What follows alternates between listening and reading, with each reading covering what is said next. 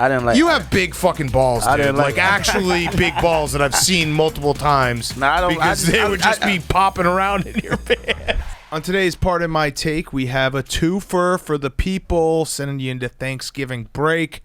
Frank Gore in studio and the Bella Twins in studio. And we're going to break up the show for all of the people who have to work on a Friday. We feel bad for you, so we're going to do Thanksgiving preview, and then we will take Frank Gore, and then after that, it will be the weekend preview. So nice little segmented for you.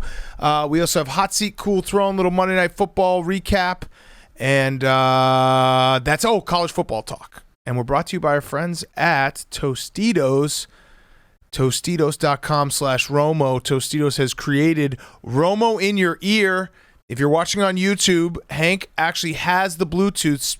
They are actual little mini Romos in your ear, a Bluetooth earpiece that helps a football novice in your life get in on the game. So if you know someone who could use Romo in their ear. Not that Hank's a football novice. No. I mean, he almost won that bet. He's 10-1 on unders. He's really good at gambling. Have them go to Tostitos.com/Romo and enter for a chance to win. As the official chip and dip of the NFL, Tostitos helping one football novice get in the game. Go to Tostitos.com/Romo and enter for a chance to win. Tostitos.com/Romo.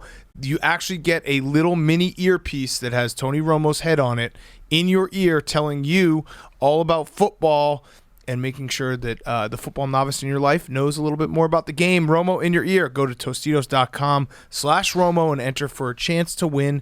And also eat Tostitos. Tostitos chips and dips, the best in the world. Okay, let's go.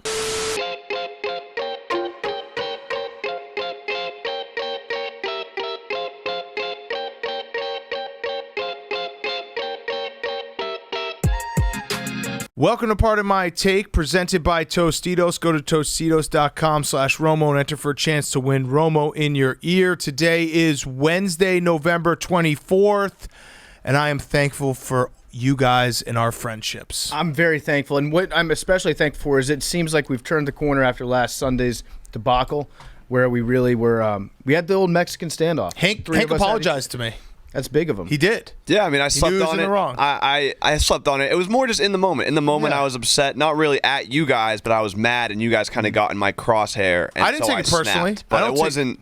Just I understand that I was in the wrong, and I shouldn't have been as crabby as I was. Nothing personal. Yeah. But you did mush me. But it's all right. We're good now, though. Personal. That's the most important part, is we're okay now. And as Martin Luther King said, quoting Aaron Rodgers, we must learn to live together as friends, or we will perish together as fools. Ooh, okay. So I thought that was good. Coach Boone in Remember the Titans. It was. Great movie. Yes, it's a great movie. Remember when you saw that? Like a decade last later? week? Yeah.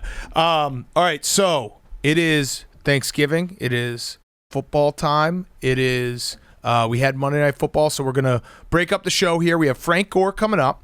We're going to do a Thanksgiving preview. We have Frank Gore, and then we will do the weekend preview and the Bella Twins. So if you have to work on Friday, first quit your job. We say that every year, quit your job. It is unconscionable for a boss to make someone work on Friday. The only job that you should work on this Friday would be if you're selling Christmas trees. Or a first responder. Or a first responder. Yes. You're doing the public a good, you're performing a valuable service, you're saving lives and providing people's homes with better smells. Mm-hmm. Besides that, just quit. Quit.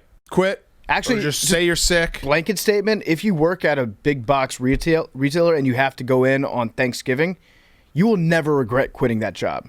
You will look back in years being like, that was awesome that I quit the day before Thanksgiving and left my manager in a shitty spot. Yes, unless, of course, you have a job where they're like letting you pick, day after Thanksgiving or some other day, and it's like no one's going to be here. I'm going to go and fuck around. I can kind of see that world. But also quit. All right, Monday Night Football happened. The Giants are dead. Jason Garrett got fired.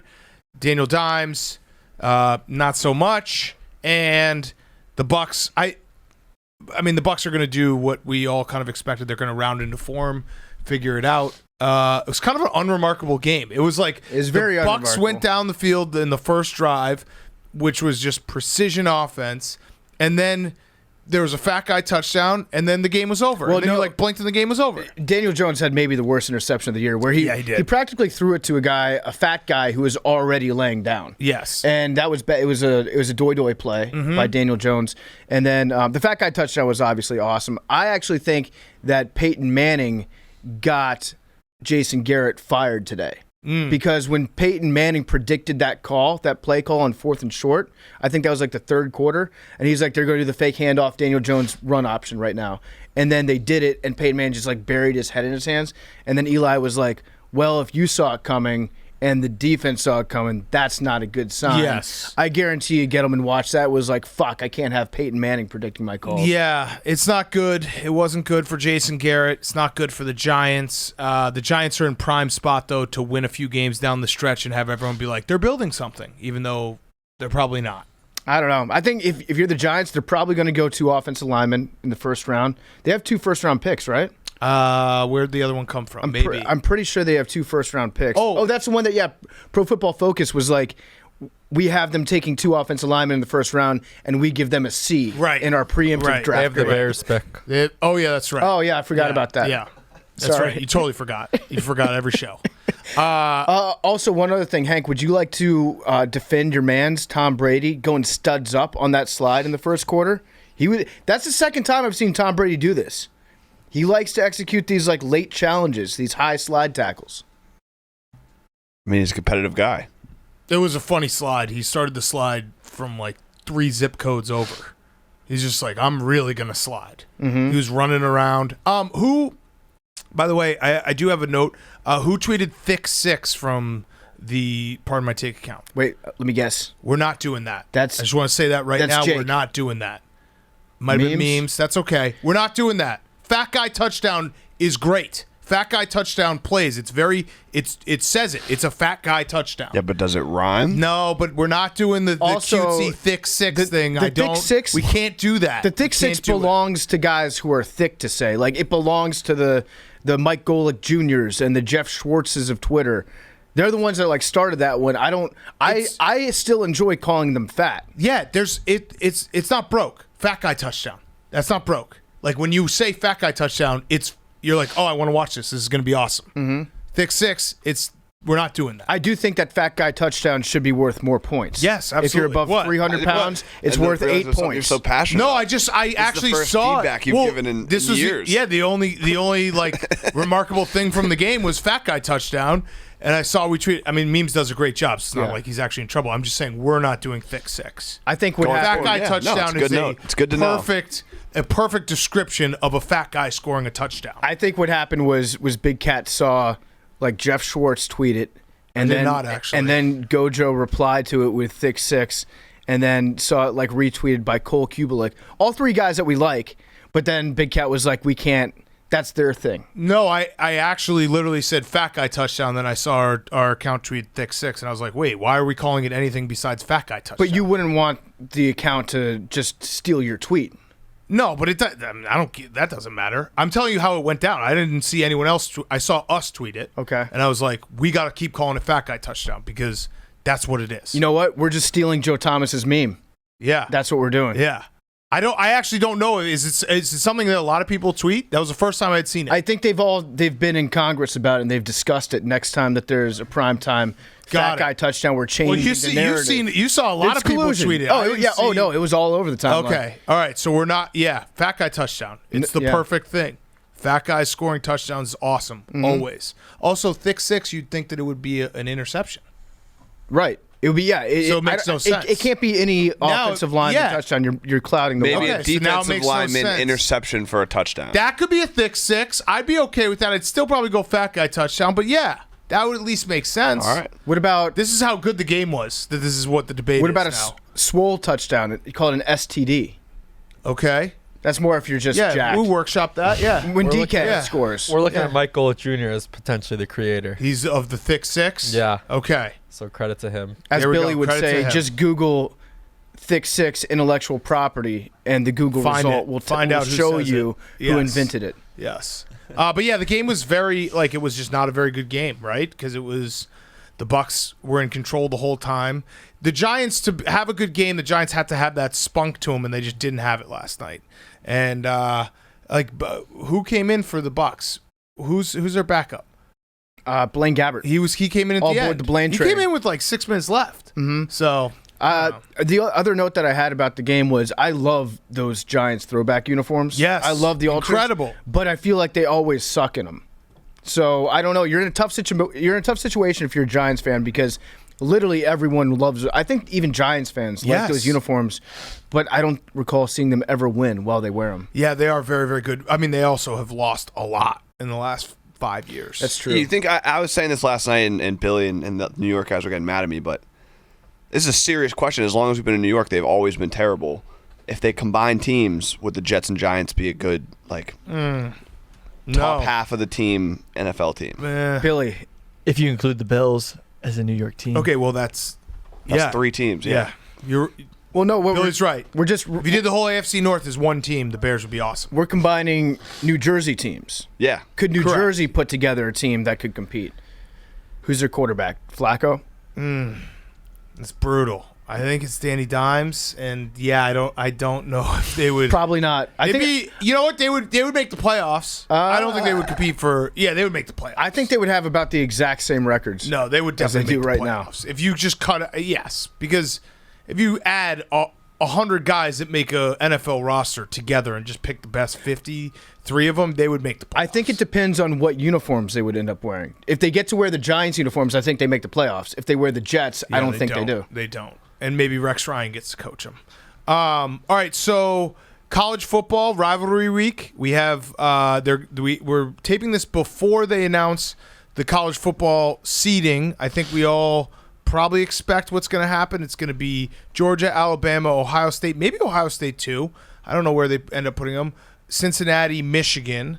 Everything will get figured out. Cincinnati, just so we're clear, because I know this is going to happen if Cincinnati makes the playoff, people are going to be like, well, you owe Kirk Herbstreit a dinner. We owe him a dinner if what happens, which I still do not think is going to happen, if a Power 5 one-loss team gets jumped by Cincinnati. And I still don't think that's going to happen. I think if Oklahoma State wins out and Ohio State wins out and Bama beats Georgia, Cincinnati will be fucked.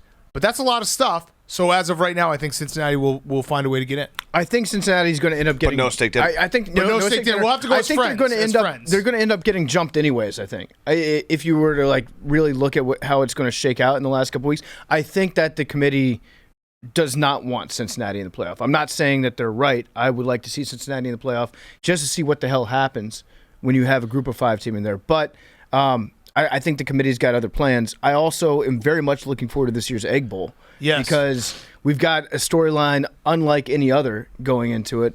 The Ole Miss kicker has been suspended for using steroids going into the game, which is the perfect narrative going into it. Something fucked up always happens in Ole Miss, Mississippi State. And Lane Kiffin said that you shouldn't hate your rival just because of what school they go to. Which sounded, I don't know if he's already got his Florida hat on. No, that's rat poison. Yeah, he's giving him rat poison. Cincinnati though will get in if they unless that chaos that I just said happens, they will get in. They are now set up. They have to still beat Houston. Shout out Houston. Shout out Coach Dana. They are set up because the Pac-12 has cannibalized itself and the ACC has cannibalized itself, and there's no good team in either of those conferences that could make it. So they are set up to finally make the playoff, crash the playoff if they win out. Justice for UTSA. Yeah, justice for UTSA. Although that was a crazy ending, the way they won that game. It was stupid. It was crazy. But, I do think as we sit here right now, I think Cincinnati will find a way to get in because I don't see Bama beating Georgia, Ohio State winning out, and Oklahoma State winning out. All 3 of those things happen. Mostly just Bama beating Georgia. On the coaching search front, I've seen some evidence that the Virginia Tech plane was in Lynchburg, Virginia, home of Liberty University. Oh, wow. And I also heard that Hugh Freeze did a little secret meeting with them, and he was the one that actually got on that plane and flew back to Blacksburg with Virginia Tech. That would be a hilarious combination. Yes. He knows the area. Get him. I would love to see Hugh Freeze at a big program again. Yes. Absolutely love it. He definitely will get another shot because the guy can coach, the guy can recruit. And he's entertaining. Illegally. Yeah. The coaching carousel is going to be awesome to watch because Dan Mullen getting fired, which I kind of expected. I think everyone who was watching the situation expected because Florida is a complete dumpster fire. It also speaks to how awesome the SEC is that, like, you can't have one bad year in the SEC if you're one of the top programs. Mm-hmm. You can't. Right. He went to the SEC championship game last year. He lost to Missouri. It's also, there's like a list. We should get a finite list of teams that you can't lose to if you're an SEC power. And then if you knock, like, you can't lose to South Carolina when they're rebuilding. They did that. And then when they lost to Missouri, it's like, well, you really can't lose to Missouri here. No, Vanderbilt, like we were saying with the Kansas thing in the Big 12. Yeah. If you lose to Kansas, you're probably going to get fired. Doesn't matter what else you do. Which Texas, by the way, has not won since PFT said they might sneak in the playoffs. That's a fact. I had a thought yesterday, and it's going to make so many people mad, but I think it's a legitimate question to ask. So if you're a Texas fan, okay, I'm warning you, turn your radio off. If Okay. you're an A&M fan, turn your radio up because it's going to make you smile. If you're Texas, you definitely you regret for the first time in probably like 8 years firing Mac Brown. You wish that Mac Brown had stuck around. I'll go one further. If you're Texas, you regret firing Tom Herman. No, Yes. I don't think so. Yes. I don't think so because he had a couple years. He had a couple years to put his Herman stink on the program. Sarkisian is. Did they still not like, go to the Big 12 championship game last year? And they haven't beaten anyone this year? They've lost 7 in a row and lost to Kansas? Like, I think that's how bad it's gotten in Texas, that there's definitely Texas fans that are like, wait, did we make a mistake here by firing Tom Herman? Even if we thought it was really bad then, it's way worse now. Well, he also had first-round talent, Sam Ehlinger at quarterback. Yes. And Sarkisian doesn't have that right now. I think that most Texas fans, they are looking at Sark as being like 2-3 year project because he's got to get recruiting, he's got to do all that stuff. Herman was like, okay, we gave him enough time. We figured out it's not going to work. It's not going to fit for what we want to do. So we'll move on from Herman. But if you look at the big picture, damn, Mac Brown's looking pretty good to you right now. And Mac Brown was the only person in like the last 25 years that could really handle the Texas side of Texas when it comes to managing the boosters, glad handing everyone. Miss Sally's out here shaking everyone's hand. Mac Brown was as good as it was going to get for Texas. And then everybody else, they've just been trying to like chase that. Tom Herman, they didn't go to the Big 12 championship game last year, but they were tied for third, and they were the 19th team in the country. And now they're a complete dumpster fire that's completely bottomed out. It's a rebuilding year. I think there's definitely some Texas fans that are like, did we fuck up firing Tom Herman? Because, man, this is bad. I think the fuck up is moving on from Mac Brown. Yeah, but that's a long time ago. But, like, there's been probably many years where they've been like, we messed up with that. Like, all the iterations of Texas coaches. No, because I don't think they've ever truly admitted that was a mistake. Because at the time when Mac Brown they mutually decided to part ways, everybody was kind of in agreement that, yeah, Mac just kind of got lazy, stopped recruiting. The program's tanked at this point. And then ever since then, they've had a lot of big-name hires or hires that were supposed to be the next guy, the guy that was going to get them back to the place. So they've been looking forward. Now you have to think like, damn, Mac Brown was pretty good while he was here. I'm telling you, Tom Herman was pretty good when he was here. Tom Herman went well over 500, won a big bowl game, the Texas's back bowl. Yeah, that thing is a mess. It'll be interesting to see the coaching carousel. Like, it's very rare that all 3 top 10 jobs are open in Florida, USC, and LSU. So it's gonna be fun to watch coaches squirm, big time coaches squirm. I'm trying and failing to think of a more hilarious situation than Jason Garrett ending up at LSU. That would be very funny to see him try to fit into that culture. Yeah. Like, hey, can I have a fork for all these miniature spicy lobsters that you're serving me? I just want Urban Meyer to go back to Florida or go to USC.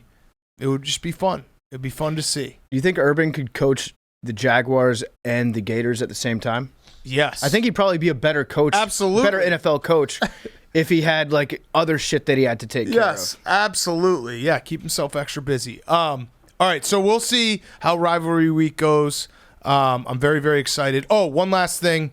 If you're a superstitious person, if you believe in these type of things, Milton Andrew Munson Jr., who passed away a couple days ago, 73 years old. His obituary, he said, in lieu of flowers, please place an irresponsibly large wager on Nebraska beating Iowa.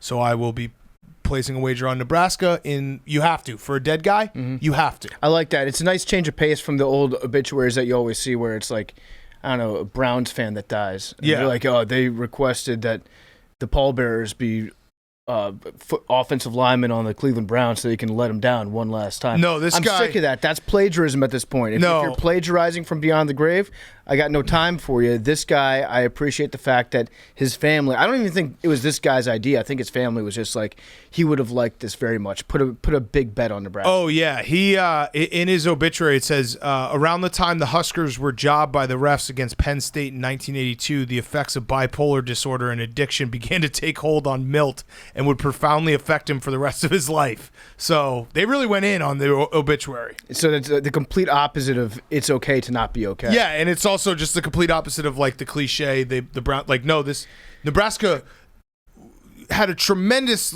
negative impact on his life at certain points. Nebraska also positive in the 90s. Nebraska killed him though. Yes, Do you think that Milt, if he can see his obituary right now, it'd be very funny if he was like, what the fuck? Like, I didn't even really like football that much. Yeah, what the hell? I think the football guy is the person that wrote the obituary for his dead relative, actually. Yes, I'd agree. All right, let's do some Thanksgiving. One last thing. Yeah. Bedlam. Yeah. Bedlam's fucking awesome. Tell me, everybody tune in, watch Bedlam, and tell me that sky is not the darkest sky that you've ever seen in your life. It's going to be the first Bedlam I don't take the over in probably in my entire life. I'm going to say fuck it and take the over anyways because it's Bedlam. Oklahoma State's defense is very good. I know, but neon black, baby. Yeah, so it will be, I'm excited for all the games. Very great slate of college football games on Thursday, Friday, and Saturday. All right, let's talk Thanksgiving, though. Thanksgiving Day. The Bears and the Lions, Tim Boyle versus Andy Dalton, official. I'm sorry. Thank you. I'm sorry. No, I've changed my mind about it. It's hilarious enough to the point where I like the fact that it's Andy Dalton and Tim Boyle. Here's what I'll say. Let's do some perspective because you would think like this is going to be the worst game ever. If we have maybe younger audience, they don't remember that in 2004 the Bears played on Thanksgiving Day against the Cowboys. That actually might have been the worst game ever. I'd actually like to see 30 for 30 done on this game because it had 4 quarterbacks. Can you name any of the 4 quarterbacks that played in this game? 2004? 2 and 2. 2 for the Bears, 2 for the Cowboys. Orton. Nope. Am I too early for Orton? Yes. It was Jonathan Quinn and Craig Krenzel on the Bears. Drew Henson and Vinny Testaverde on the Cowboys. This game was so bad that it featured 4 quarterbacks, and 3 of the quarterbacks, that was the last time they played an NFL game. They threw a pass in an NFL game. It was just agreed upon that, we're not going to do this We're again. done. We're done. So just remember, there's 19 punts in the game. Okay. 19 punts. 3 for 27 on 3rd down. People should watch the YouTube of that game to remind yourself that it can't be that bad. Was Bill Parcells coaching? Yes. At that point, that was like his first year? Yes. It was so bad. So this one's going to be bad, but it can't be that bad. All right. I think we need to have an honest conversation as a nation about Tim Boyle. What the fuck is Tim Boyle? Why is Tim Boyle in the NFL? And if you're Tim Boyle, please don't. I'm sorry, but I'm doing my job as a sports analyst on this. Why is he in the NFL? Well, have we figured out? Because he wasn't even good at UConn. No. He actually sucked at UConn. Right. And then he transferred to Eastern Kentucky and had a breakout season his senior year where he threw for 11 touchdowns and 13 interceptions. Yes. After sucking at UConn, he sucked at Eastern Kentucky. Yes. And now we've just agreed that he's going to be an NFL quarterback? Well, he has what some people would refer to as good in the room qualities. I think that's got to be the only thing that it's Chase Daniel was actually good at Missouri, but there are certain guys who stick around long enough because everyone just kind of likes them and they're non-threatening. Like, Tim Boyle is non-threatening in a quarterback room, and he's a good guy, and everyone looks at him and is like, hey, there's Tim Boyle. But it does make no sense. Do you know that Tim Boyle's a good guy? That has to be the only reason. There's no other explanation. Unless he has blackmail on somebody. But it would have to be two different teams. That's true. Because like it would make sense if he had blackmail on one team and was on that team, and we all were just like, oh, that's weird, Tim Boyle. But he was on the Packers, and now he's on the Lions, and Tim Boyle. They should write a movie on Tim Boyle. Hollywood would throw you out if you brought this script to them. We had this argument with Dion on the Pro Football Show because we were like, Tim Boyle like sucked at UConn. How is he in the NFL? And Dion was like, well, everyone in the NFL is good. And we're like, no, I don't think so. No. I don't think Tim Boyle's good. Tim Boyle's not good. No. Spoiler alert for the Pro Football Show. There it is. Yes. He stunk at UConn. He was like really, really bad at a really, really bad school playing against other really, really bad opponents. Tim Boyle. And now he's in the NFL. Yep. Yeah. Tim Boyle. He's probably got some measurables we don't know about. Well, okay. Let's be fair. He's 6'4". Yeah. He's 232. Probably can throw the ball very far. He looks good coming off the bus. Yes. So Tim Boyle versus Andy Dalton. I actually think that if Billy Football trained for a year, if we got him in a room with Trent Dilfer, if we sent him to Elite 11, that Billy could become as good a quarterback as Tim Boyle. I agree. I absolutely agree. How much do you weigh now? I absolutely agree. I actually disagree. No. There's just things you learn at D1 that just... And Billy has better, in-the-room qualities than Tim Boyle, even though I've never met Tim Boyle. I agree. Yeah. He's a fucking good guy to have around. I mean, that's pretty much why we hired Billy. Yes. Good hang. Just hang out with us. Yes, good fucking hang. Yeah. So, yeah, Billy, you should be starting for the Lions on... Listen, I already said the Manning Bowl would have been better. Why not have the Billy Football Bowl? All-time quarterback. Lions and Bears. Tell me that wouldn't get better ratings. I would watch it. On the Bears side of things, Big Cat. Yeah. The Bears are actually doing us a favor by not firing Matt Nagy ahead of this game. Yes. Because the report is that he's fired after this game, which, again, is just, I don't know. It's a weird thing that's going around. I don't even think that the report's right. No, yeah. It's who fires someone and doesn't fire them? Either that or Matt Nagy I could see him crying. Yeah. And crying his job back. Yes. He could definitely pull one of those moves. Chuck Pagano did that, right? Yes, he did. Cried with Jim Irsay for a while. Cried his way back. Yes. I could see Nagy definitely. And Doug. Oh, yeah, Doug Marrone. No. That was all speculation on our part. He kind of said he kind of said it got I think we emotional. kind of we fed him that. We're like, just say that you cried. And he was like, sure, yeah, whatever you weirdos want. He's from the Bronx, dude. He fights. He doesn't cry. True. He would take down Jalen Ramsey. I think that they're doing us a favor by not firing Matt Nagy because they would have given the team insane interim energy. Yeah. And then they would have beaten the Lions. As it stands now, after all that shit that I talked about Tim Boyle, I'm going to bet on the Lions. Dude. Money line. I'm betting on Tim Boyle. The worst quarterback maybe ever to play in the NFL. The Bears shouldn't be favored over anyone. It's crazy. Like, I know the Lions don't have a win, but the Bears are 4-point favorites over the Lions. Like, the Bears, everyone is either injured or hates Matt Nagy and has quit. And now Andy Dalton's going to go out there, and it's going to be just a god-awful game. Also, just a side note, I think you guys saw the Fire Nagy chants have been going around Chicago. There was one at Nagy's son's high school game. And I don't like that. Okay, but these guys have families. Yeah, this is the best part. Now, I'm not going to tell... Like, high school kids are going to be mean no matter what, right? Like, it's crazy to sit on a pedestal and be like, I can't believe these high school kids. How could they do this? I also think it's very funny. It sucks for the kid. It sucks. I wish that hadn't happened. It sucks. But it's very funny to see a lot of people on Twitter be like, there's a time and place, like Twitter, where I say the really mean things about Matt Nagy and his sons who are in high school can most likely read. Yeah. Like, I'd be such a hypocrite to be like, how could you possibly do that? Their sons can watch this podcast where I've said very mean things about Matt Nagy. The difference is, like, it would be like you adding his sons on Twitter. Of course. Where you go to their game and you scream it at the kids on the field. Like, you're not saying that to start a conversation or get the debate going. You're not calling up your favorite drive time host on Chicago Sports Radio. You're actually, like, telling his son that, which... Shouldn't do. But it's also in the First Amendment that you're allowed to. Shouldn't do. But it's just funny to me to be like, there's a time and place. And some of the people saying there's a time and place have also said some shitty things about Matt Nagy or been like, fire him. He needs to be fired. I'm just not going to be a hypocrite here.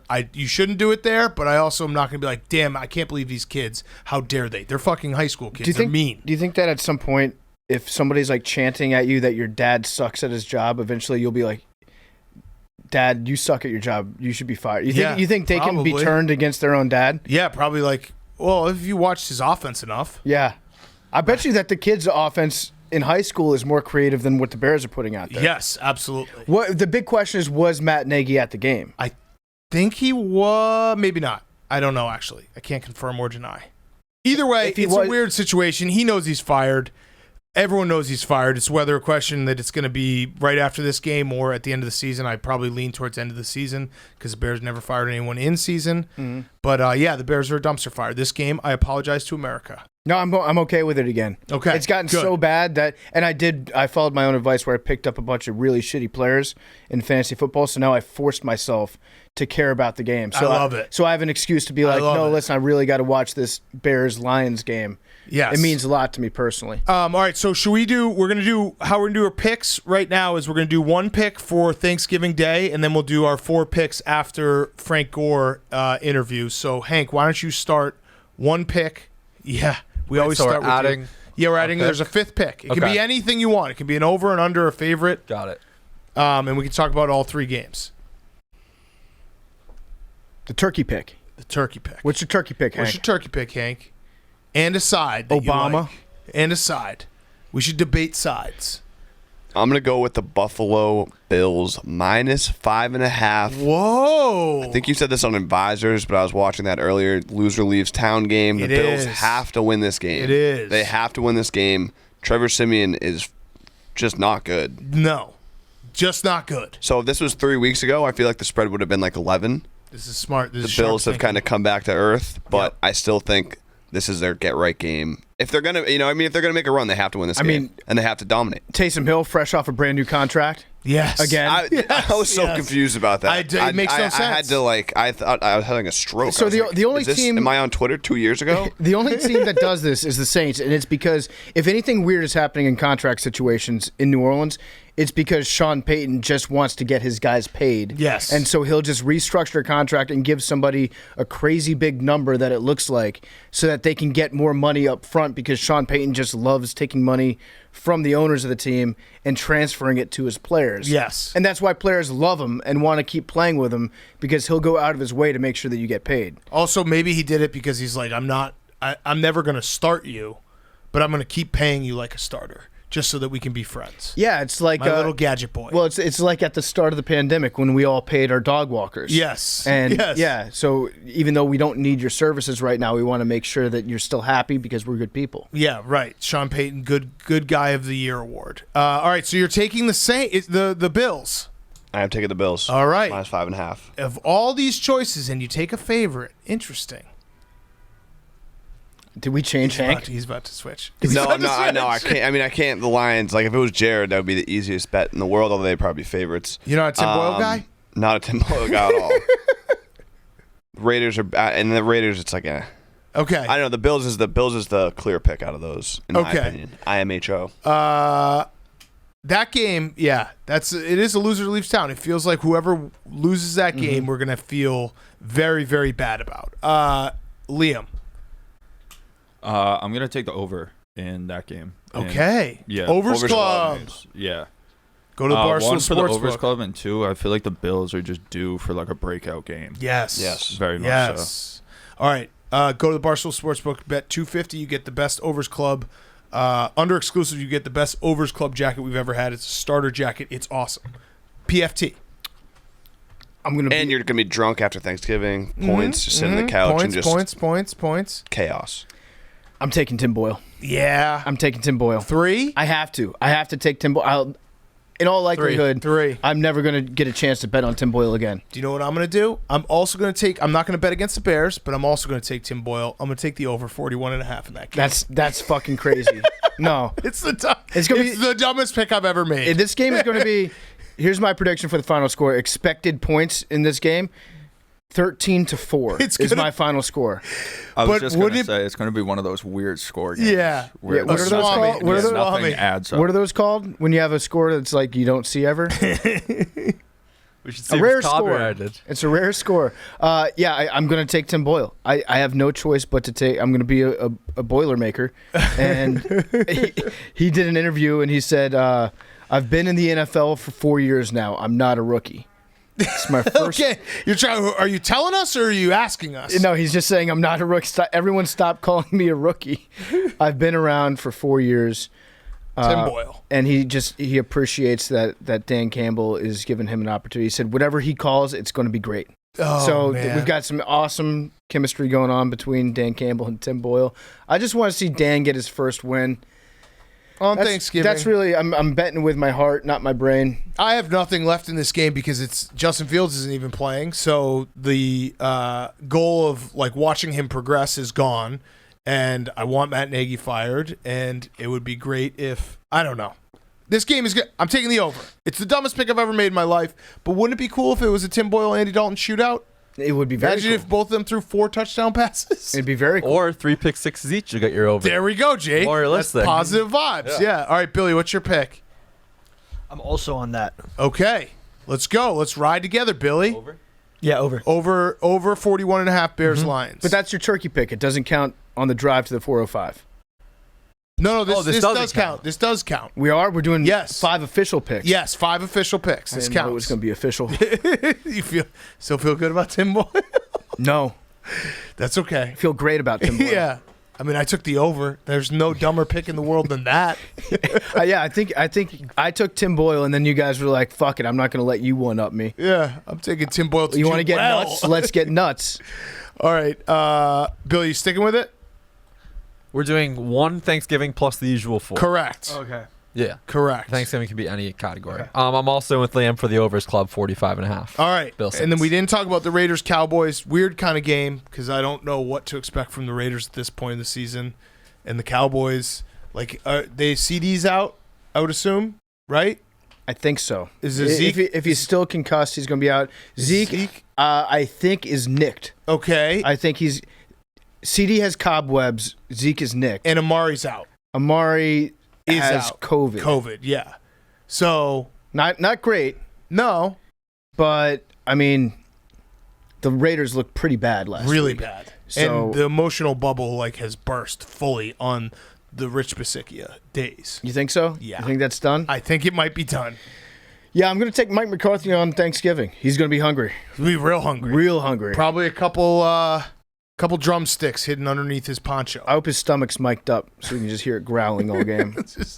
Let's make sure Mike gets some maybe halftime stuffing. Jerry's going to be extra drunk. I think Jerry starts pouring the Johnny Walker Blue at about 8 a.m. on Oh, I Thanksgiving. was gonna say on Tuesday. Yeah, so he's definitely going to be lurking. He might even get down to the sidelines and just stand behind Mike McCarthy like he's going to assassinate him like in Warzone. Yes. That's my hope, at least, for this game. I'm gonna bet on the Cowboys, I think, which makes me feel like kind of a sucker because 7.5 is a lot of points. Big time sucker energy, and I agree. So even bigger sucker energy. Yep. The fact that we are both going to do it. Yep. All right, let's do Hot Seat Cool Throne, then let's get Frank Gore. Frank Gore was awesome in studio. Hot Seat Cool Throne brought to you by our friends at Coors Light. Do you ever feel like you're always on? What do you do when you need a moment to chill? How do you like to hit the reset button to get ready for what's next? Well, how about crack open an ice-cold Coors Light? The mountains on the bottles and cans even turn blue when your beer is cold. That way, you always know when it's time to chill. When you need to hit reset, just open a Coors Light. It's mountain cold refreshment made to chill. Coors Light is cold lagered, cold filtered, and cold packaged. It's literally made to chill, and it's as crisp and refreshing as the Colorado Rockies. Perfect for a moment to unwind. Coors Light is the one I choose when I need to unwind. So when you want to hit the reset, reach for the beer that's made to chill. Get Coors Light in the new look delivered straight to your door with Drizzly or Instacart by going to CoorsLight.com/take. Celebrate responsibly. Coors Brewing Company, Golden, Colorado. CoorsLight.com/take. Go check it out now. The best beer in the world. Tweet us your Blue Mountains on Thanksgiving. Maybe while you're playing football in the backyard, cooking a turkey, watching football, watching Tim Boyle. Coors Light is the best thing to have in your hand when you are hanging out on the couch on Thanksgiving. All right, Hot Seat Cool Throne, Hank. My hot seat is the New Jersey Devils. Oh, yeah. So I kind of alluded to it earlier, but it's something I have been thinking about more, just about how long we've lived in New York, which has been a while, and just how long. bad all of the franchises are the entire time. First decade, the Yankees have never won a World Series. And then also first decade that obviously these are correlated, no New York team franchise, period, won a championship. Thanks a lot, de Blasio. And it's like, I personally, it's not even like I'm against New York. We live near the Garden, or we work near the Garden. It'd be sick if the Knicks, the Knicks are decent now, but it's fun when the Knicks are good. They haven't been good basically until last year. They made a little bit of a run. Rangers have never been good. And now the Devils, I kind of live over by where the Devils are, and they're terrible. They released jerseys today, like new jerseys, and you never want to do the thing where you release a jersey and the entire internet roasts you, and that's what happened. Apparently Marty Brodeur designed them. Marty? Yeah. Marty Brodeur did? Marty Brodeur. Martin Brodeur. Yeah, Marty. It's Yeah. also That's just what the guys call It's him. also just weird Hell yeah, to be Marty. like, this is a New Jersey, New Jersey. And it just says Jersey on it. The jerseys just say Jersey with like lines down the side. Looks like the least designed jersey of all time. When I looked at it, I thought that it was just labeling what it was. Yeah. So it wasn't like, okay, Template. this is not this is not my warm up. Yeah, it was a template. These are not my pajamas. So they were getting roasted. The other person getting roasted on the internet was Kevin Durant. You see the picture of his legs? Yeah, but disagree. That was tough. But Kevin Durant came back Yeah? because that guy was being goofy, making fun of Kevin Durant's legs. Who? Everyone was making fun of his legs. The person who started, Patient Zero. I don't know who it was, but then Kevin Durant, I don't know if you saw this. This is why I fucking love Kevin Durant he did. on Twitter, where we used to like think he was being too sensitive. Now it's just funny because he doesn't even bother with the burners anymore. He just says, "I'm about to pull my y'all broke card in a second. Fuck y'all." I love it. I love it, and I hope that Adam Silver never tries to step in to be like, "Hey guys, can you stop swearing so much online?" Because the thoughts occurred to him. Yeah. But I think he's just going to get smacked if he tries to do it because the players run the NBA. Just let Kevin Durant just continue to fire on all cylinders on Twitter. But I agree with you, PFT, that like Kevin Durant could so easily just ignore this. Instead, he just subtweeted the entire internet. Yeah. The entire internet was subtweeted with that. Y'all broke. Y'all broke. Fuck y'all. His ankles they could use some lotion. Yeah, a little bit. My cool throw in the AWLs. Black Friday, if you're listening to this, it's Wednesday. Tomorrow's Thanksgiving. Black Friday is Thanksgiving Eve, 12 o'clock. We have, I feel like the most new PMT merch we've ever really had on a Black Friday. There's a lot of new stuff. Get all your Christmas shopping done. We got ornaments, car stick ornaments, and I think we're bringing out the car sticks, a limited amount of them. Ooh. Got a bunch of new hoodies. Hank, I have a bunch question. of new hats. I'm a new AWL. Yeah, you are. What is a car stick? It's an invention I invented in 2016. It took a long time to develop the prototype of the stick. It takes a long time to build them. There's a lot of resources involved, a lot of manual labor. So we came out with a few hundred a few years ago. We've been in the factories working. We've made another few hundred. So we're going to put those on sale. Limited time only. If you want one, you got to get one. It's probably changed your life. That's what most people have said to me that have bought one. But Hank, I have a question. What is a car stick? It's a stick for your car for when stuck in the side of your seat. Yeah? So, Where in your seat? is it some kind of There we go. crazy device you created? I don't know if you heard this, Big Cat. They've been in the factories and the mines producing these nonstop the last 2 Yeah, years. we had to chop down the tree. We had to, sand them out, make sure everything's We right. did. All of us did. Yes. On the weekends. But yeah, you did. get something stuck. I don't know if you can see me. You get something stuck in your seat. You just take this car stick, you put it down in the crack, and then you can it's a hockey stick, Ooh. Damn. Do you have a patent for it? Yeah, multiple That's awesome. Good job, Hank. for the bottom and the top. One of the greatest inventions of all I time. appreciate that. Yeah, again, a lot of hard work goes into these. It's just a fine piece of material. We also made mini car stick ornaments. So that's just one of the many things on sale too. Can you use a mini car stick if you have a Power Wheels? Ooh, Yeah, you can. Sick. I like that. The mini car stick. Could Maybe if also- you have, you have something stuck in your pocket. You can also, there you go. You can put- always call it travel size. Yeah. put these on a chain and wear it out. Oh, Could be useful. Or earrings. Yeah. Very I, cool. I would say 100 out of 100 times you put that on your keys, someone's going to try to fuck you at a bar. They see that car stick, they're like, oh, I didn't know you got down. Hank, It's basically a black card. yeah, Hank, Oh Could that- my God. could that stick be used to dip into a substance? What, like Fun Dip? Yeah, like fun dip. Yeah, Fun dip. Yeah. Dunkaroos. Yeah. For sure. Yeah. It's again, we have a lot of patents. There's a lot of uses for it. Yeah. Yeah. So check them out. It's Black really Friday. the Swiss Army knife. Listen, I was trying to talk about the other merch. You guys got me going on car sticks. There's a lot of I love other the car good stick. stuff too. I'll forever love the car stick. The merch is so good. 3 of us are currently wearing the exact same sweatshirt right Yeah. That's true. Legends hoodies, pardon my take, my favorite hoodies. Great hats. Awesome stuff. Coming Black Friday, Cyber Monday. All right, PFT, your hot seat, cool throne. And PFT's book.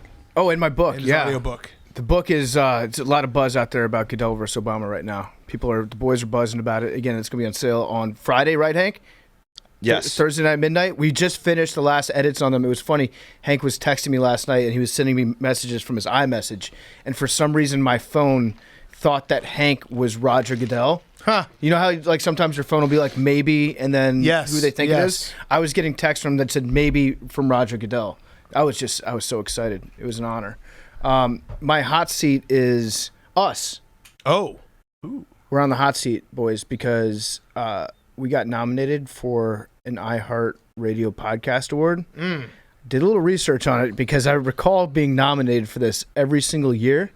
Never recall winning one. And honestly, like, who cares? It's just basically a bunch of people jacking each other off in a room. Yep. And they always invite us to go, and we're like, no, thank you. That's okay. We don't need to be there. I did some research on it. We've been nominated more than any podcast in the history of this awards show. And we're the only one that hasn't won. I love And it. by a wide margin. Like, I think we have 3 more nominations. They've only been doing this since like 2016. Yep. 2015. We have 3 more nominations than anybody else in any category. And we're the only one that hasn't won. I hope that But I bet you all the people that have won have been like, we're going to show up because they just want to, stroke themselves off. I'm for sure sure. if we said we're going to go, we Oh, would. yeah. Every time they ask if we want to go, we're like, no, thank we're you. like, fuck you. Right. We're actively like, suck my dick. No. Yeah. Like if we said yes, I bet you they would give it to us because we give a speech and shit. Yes. So I looked up what the other sports podcasts were that we're competing against this year, and it's some of the usuals that I think some of them have won in the past, but it's all people that, in my opinion, we should beat. Right. And then there's another one, which is a podcast, limited time run, about the importance of women in the Summer Olympics competing for Team USA and how courageous they've been.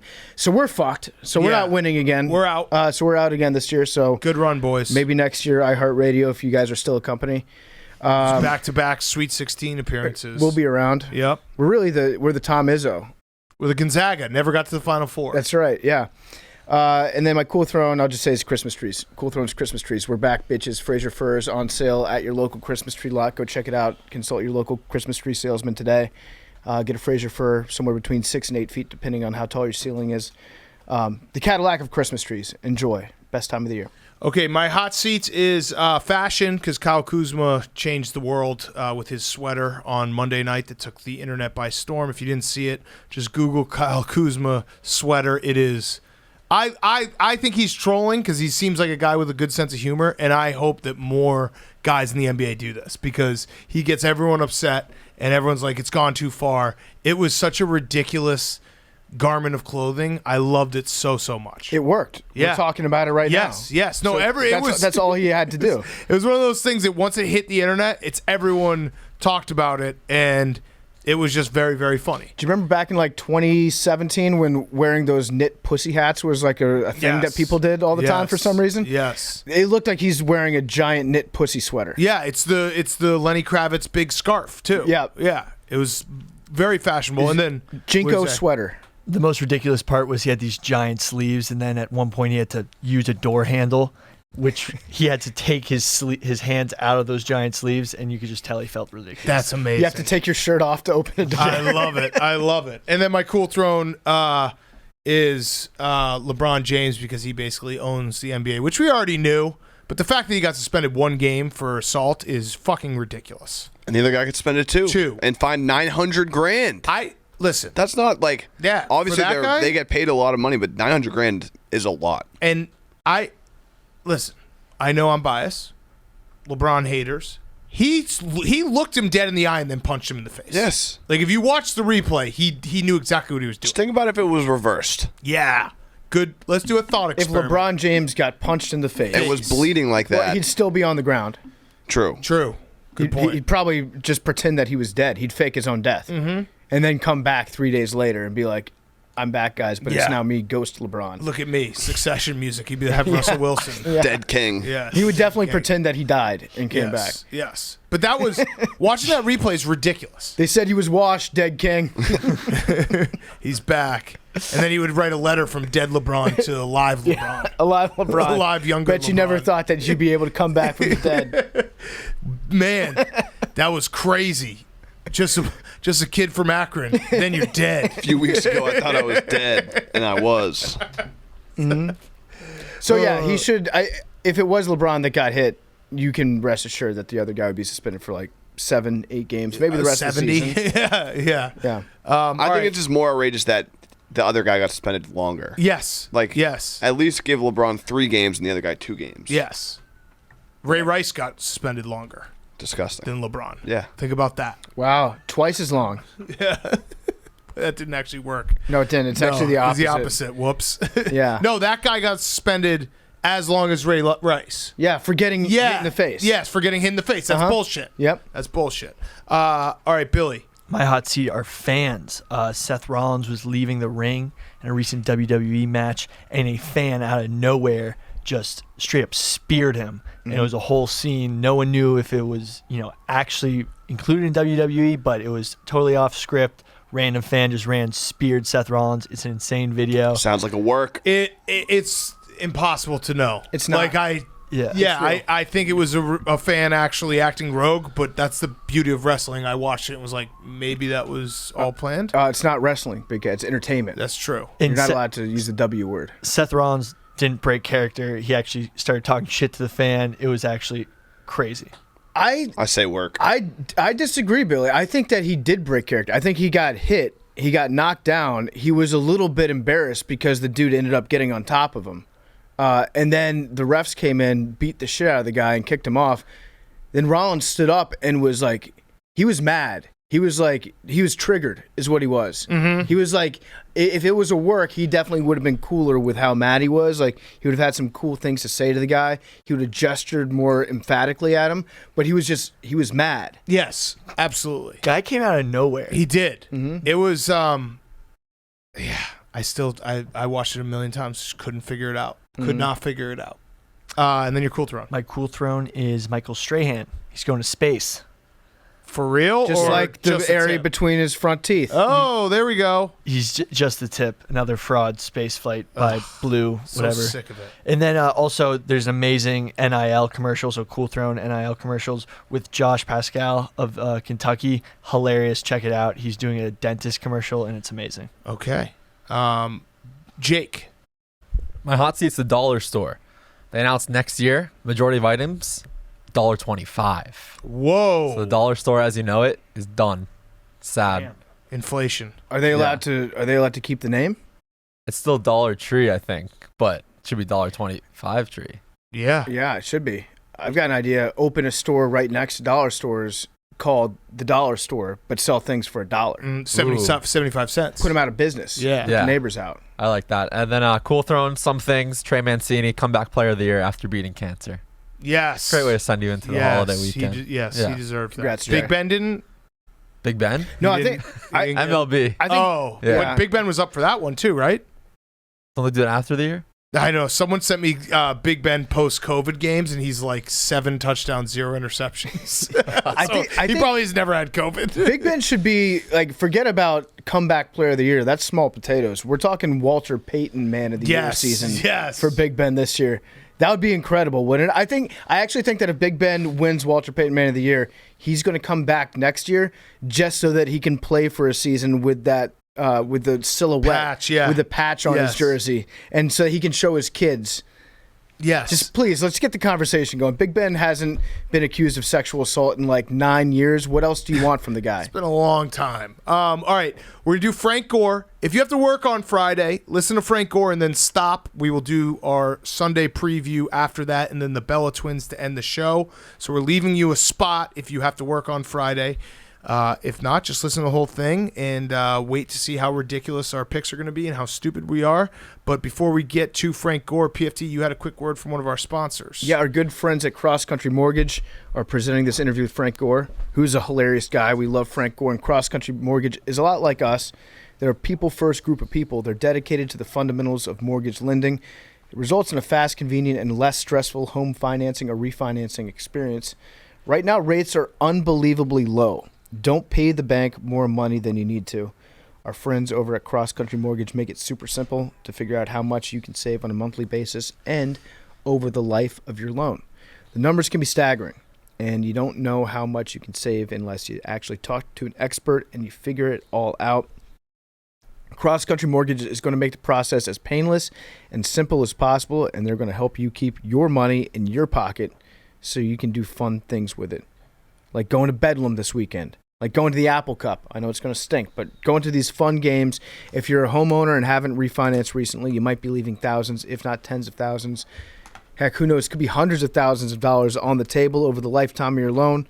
It could be working for you right now. And again, rates are at all-time lows. May never get this low again. Call today for a fast, free rate quote. Our partners will save you a ton of money. Call today.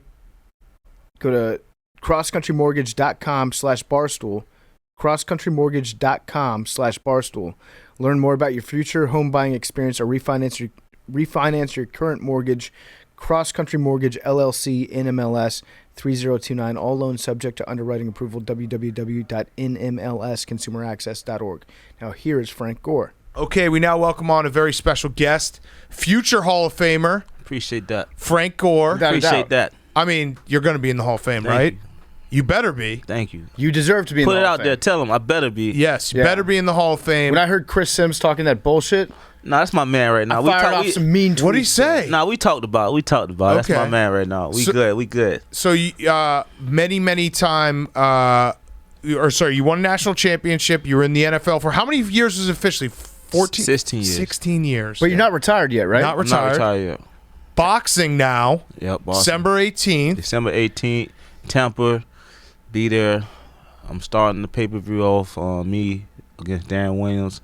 I'm excited about it. I'm trying to do my thing. Now, is you're boxing a basketball player? Is there a level where you're like, I'm just way tougher than you because I've been through it?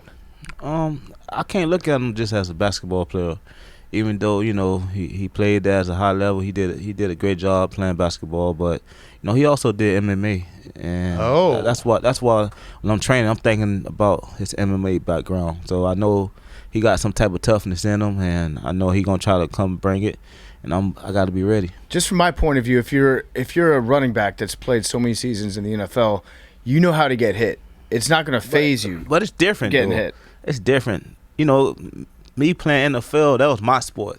So I know how to get away from hits. I know how to, even when I'm in the holes, like running through the holes, like I know how to like maneuver and, play off angles. And now, it's a new sport. I'm learning. And, if he, I got to see, when he throw a 1-2, I got to be able to like shift it, miss it, make him miss. When was the last time you were actually in a fight? Saturday. I was sparring Saturday. And it was, some good sparring. Okay. Yeah. So, I'll be ready. I mean, your toughness can never be questioned. So you hold the NFL record for most games played by a running back, which is incredible, especially in today's NFL. What, like, towards now, I don't know how to say this because you aren't officially retired. Right. The back half of your career, which maybe even hasn't even started yet, if you want to go from that, when we get to an NFL where it feels like the running back position is so interchangeable, but you persist. How are you able to do that? The love of for me, loving the game. For me, working my behind off. For me, if I say I'm gonna do it, I'm gonna give it my all. And I didn't care like how old I was. When they say, yo, you get 28, 29 as a running back, that's old. I never cared about that. So I always attack my all-season workout like I always attacked it when I first came in the NFL. Mm-hmm. And that's why I was able to keep going. When they first announced that Derrick Henry was going to need foot surgery and that he was going to be out for a while, the very first thing I did was I said they should sign Frank Gore. Frank Gore should be a Tennessee Titan right now. The NFL is more fun when you're in it, when you got Gore running through the backfield. Did Vrabel give you a call? No, but I had like 3 teams who called. I just didn't want to do it at the time, but I know I still can play the game. And I was just focusing on, being around my kids, going to see my kids play football, and I just saw how much time I missed out of their life, and I felt like I played 16 years, and I also started boxing, being around boxing. It kind of kept me okay, like the competing and stuff. So I was fine being around my kids, going to their practice, going to see my son play on Saturdays. And I was enjoying life. Gotcha. So you played for 5 different teams, a bunch of different coaches. Who was your favorite coach, and why was it Jim Harbaugh? Well, I like all my coach. But Jim Harbaugh. Jim Harbaugh was can you cuss here? Yeah, yeah. Oh, okay. Say whatever the fuck you want. Okay, Coach Harbaugh was a badass, man. Mm-hmm. He was all about football. If you're a pussy, he's not fucking with you. Yeah, we're friends. We've had him on a bunch of times. If you're a pussy, he's not fucking with you. Yeah, he almost stopped fucking with us at his golf tournament because we weren't good enough at sports. Yeah. Oh yeah. If you got to be good in sports. Yeah. Yeah. If you're not good in sports, he don't want to hear nothing from you. Yeah. Now, You know what I'm saying? So in the NFL, though, there was always the thought that like Jim Harbaugh would burn guys out because of that mentality. Then I like it. Yeah. I like it. Cause when he got there, we started winning games. We was the badasses in the NFL when he got there. So it's the way he was as a coach. You know what I'm saying? It rubbed off on us. And it made the guys who I probably thought wasn't the badass, they became a badass. You know what I'm saying? Cause they knew if you're not a badass, you won't be in our locker room. Yeah. You know what I'm saying? So Coach Harbaugh, he coming to the fight too. He called me last week to make sure I'm. Oh, hell yes. He called me. Him and his dad coming. I can't wait to see that. That's amazing. In the audience. Were you were you So I got to tell my boy Malky, I got to make sure Coach Harbaugh get taken care of. Yes, he's got to get taken care of. Yeah. He's got to be front row. Yeah. Were you on the field when he had his little do-to-do with Jim Schwartz? Yeah, I was there. That was one of my favorites, and that's why I'm very good friends with Bobby Lang, Oh, okay. who used to be the PR guy for the Niners. that's Now my man with too. Yeah, now with the he was back in Eagles. Philly, yeah. He was Back the in best. Philly. He broke that thing up. Oh, yeah, but that yeah. was always Harbaugh. Like he's gonna. So you get in the locker room. That's what I love about him. Yeah. So you get in the locker room after that. Are you guys like, yo, coach, what the hell was that? We like it. When you football players, you badasses. You know what I'm saying? And you see our head coach, and that's why we was badasses on the field. Like we was like one of the toughest teams at that time. We knew that going into the game, we were gonna out physical the next team, the other side of the ball. Like, bro, I remember one time in the playoff, we playing Carolina. And in the playoff, when we played them there, 2013, man, I mean, they came out fucking hidden. So we like, okay, they trying to match us. I said, but hey, they not like us, man. This is what we do. They trying to be us. So as the game kept going, we kept punching their ass in the mouth, and we fucking killed them. And you could tell, like, could you tell the exact moment where it's like, no, they don't want this anymore? Yeah. They came out hyped up, but. We just kept being us, man. We punched their ass in the mouth. We fucking blew them out. Mm-hmm. I love it. This is getting me fired up because there is something about a team when you're watching is if you're rooting for a team that's just more physical than the opponent. Oh, yeah. And you guys would fuck up the Green Bay Packers in the playoffs. Those 2 butt whoopings. But they wasn't physical enough. So I was going to ask you about that because those 2 games, it was back-to-back years, right? When you had Cap playing quarterback. We beat them once. The first game we beat them with Alex Smith up there. The first game. Yep. We beat them. We fucking killed them. Yeah. And then the second, that when Alex got hurt, that when Cap came in and we blew them in the playoff when they came to us. Then a year after we played them the first game, we blew them out again. It's just that the mindset we had, like we just felt like nobody wasn't gonna be tougher than us. We had good coaches. Mm-hmm. They did a great job by working together to put us in great situations. But our mindset come from Coach Harbaugh, how he was. Yeah. In that last game where you guys really kicked the shit out of him, would that be more of a clowning, or would that be a whooping, or a whooping, or a beat down? What's the other option? We've been debating this on the show a lot. What? Shit pumping. Shit pumping. Is shit pumping a clowning a whooping. Whooping. You whooped That was a him? whooping? That was a whooping? That was a big time whooping? You guys out-physicaled him for sure. Yes. One of my favorite things to do is to just look back and think back about some of the teams that you actually played on, the early 2000s University of Miami teams. Oh, yeah. And if you just look at the roster of 2001, insane. it is crazy. I actually think that That was one of the best team ever, man. I think, and that's why I say, like, that's when I tell people what helped me to be who I am and playing ball, going to University of Miami at that time, because man, if you ain't on your shit, bro, you can get lost in the system because everybody good there. And I'm saying, like, you had to go to class, you had to fucking work out on time. And practice, man, everybody, hey, if you're not, man, you're going to get knocked out there. You know, you got Sean T, you got Vince Wilford, you got Vilma, you got DJ Williams. Bro, my freshman year, when we played other opponents, I thought college football was easy. Yeah. Because the game felt so slow, bro. It was so slow because practice was so fast. Like, bro, I remember when I first signed there, and you know, you go there in the summertime, and we doing drills. I mean, fuck, God bless his soul. I'm going against Chris Campbell. God bless him. We doing drills, bro. He fucking killing me. I'm like, oh shit, I think I signed to the wrong school. He was so fast, man. But man, it's just that at that time, bro, we was fucking rolling, man. if you look at the running backs on that team, it was me, Clinton Portis, McGahee, Frank Gore, and then you mentioned Peyton. And you mentioned Sean Taylor, who was the All-State running back of the year in Florida, right? Yep. And they moved him to safety. Yep. Did he ever want to play? Did he ever get into rotation at running back? Nah, he didn't never want to play, but I've been knowing Sean since like Little League. You know, in Miami, you know, we all know each other about playing Part 1 and stuff, so I knew about Sean. But me, Sean probably one of the best football players I ever been around, man. Yeah, he's my favorite player of I've all been time. real, bro. Like, Sean could play any position on the football field. Like running back, receiver, linebacker, safety, corner, anything you put him, he gonna be fucking real good at it. And that's my brother, man. I love him. But yeah, he was a baller. Yeah. That team is just. We didn't even mention Ed Reed. Like, Oh, yeah, yeah. like it's great. That's how good the team was, though. Yeah. Maybe the best player on the entire team.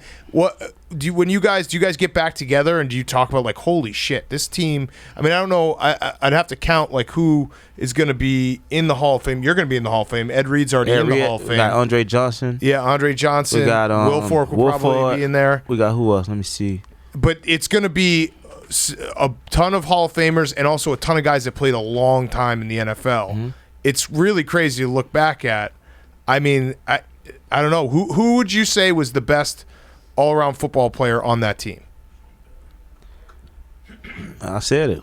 Sean Taylor, yeah. I'm telling you, man, any position on a football field, bro, he can do it, man. And at a high level, I'm not just saying just put him there and hope he okay. He going to be the best at the position.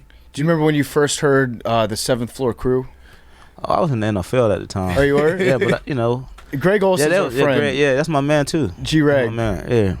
That when Greg was young, man. Yeah. Did you ever tell Ken Dorsey not to wear sleeves? Because those sleeves that was like the craziest part about how big the shirts was and stuff. Nah, the Miami was the swaggiest team.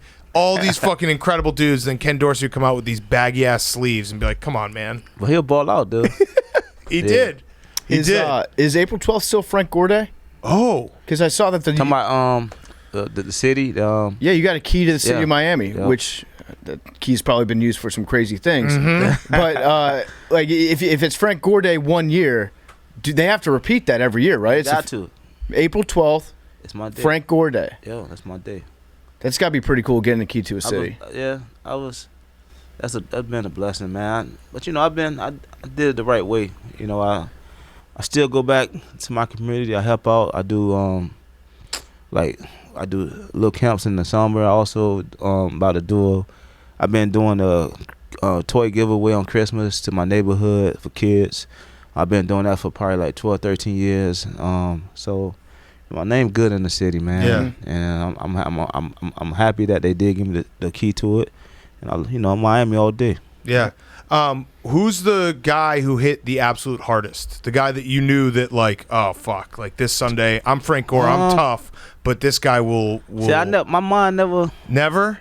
My mind. Only time my mind ever got like that when I was in high school was I was in the 10th grade and we played Killian High, man, and Sean Taylor was in the 10th grade, bro. Man, he hit me one time, bro. I went under the bleachers. So the next year, I didn't know he transferred. So before the game, I see a tall guy with his number, so I'm like, damn, here you go right there.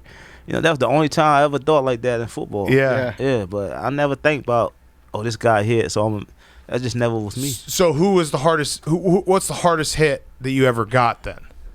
The one guy. I would say who bring it, who I respect, who played the game the right way.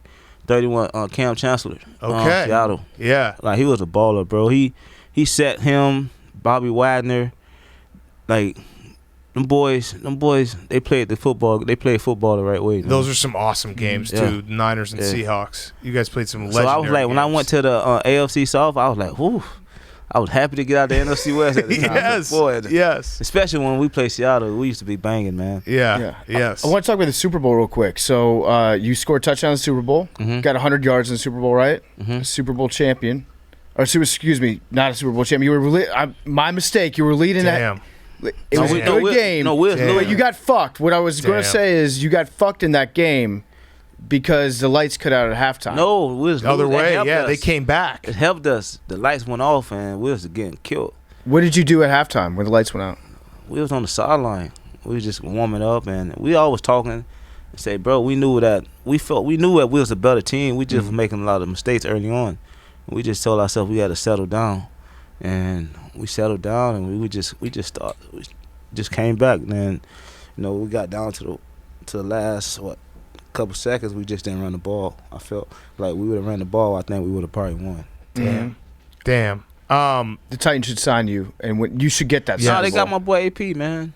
I'm cool. I'm looking forward to December 18th, man, and I'm very excited. I'm blessed. I want to say thanks to my man Malky for coming through for me because he said he will. And I told him I wanted to fight. He wanted to make sure I was serious about it. But once he saw me serious, he got me a fight, and I'm just gonna try to take advantage of it and have fun with it. Try to get a win, man. I had one last question. It's kind of an awkward question. I don't really know how to ask it, but I'm gonna ask it, and we'll see how this goes. What did you didn't wear? Were you wearing underwear when you played in the NFL? Let's start there, and we'll move from that and try to figure it out. Nah, I didn't like. You have big fucking balls, dude. Like actually big balls that I've seen multiple times. Nah, because they would just be popping around in your pants. I don't like. All right, I just got rid of it. I said it. It would have been more awkward if he didn't say it. The amount of time people would be mad at me if I didn't say it. Frank Gore's I didn't say it. I didn't like when I like to be loose, bro. Yeah, I know. Very loose. Do you want to see a tweet of mine from 2014? Nah. Yeah. Pick them out, there man. It is. Wow. You did. You played loose, to put it that way. Yeah, no, people are listening to this interview, and in the back of their head, they're like, when is Big Cat going to ask about Frank Gore's balls? So I did it, and we're done with it. I feel good that it's been said. It would have been more awkward if you didn't bring it up. Trust me. He would have spent the next week talking about how he should have asked you about your nuts. Oh, that's cool. All right, so in terms of Frank Gore records, is it the most starts as a running back, or is it the fact that you have 12 consecutive 1,200-yard seasons? Which ones are you more proud of? The running back one is nuts. Yeah, but 241 games played. I'm blessed with all my accomplishments, man, because what I had to deal with to get to the NFL, man, it was tough, bro. You gotta understand. I go to Miami at the time. You play as a freshman, you're a badass. I play. I come back thinking, I'm about to be the man because Porter's leave. I tear my knee up, boom. Okay, McGay, he go off, he go to the NFL. I get back, and I go ball first 5-6 games. I tear my knee up again. Now, now it's like, wow, what's next?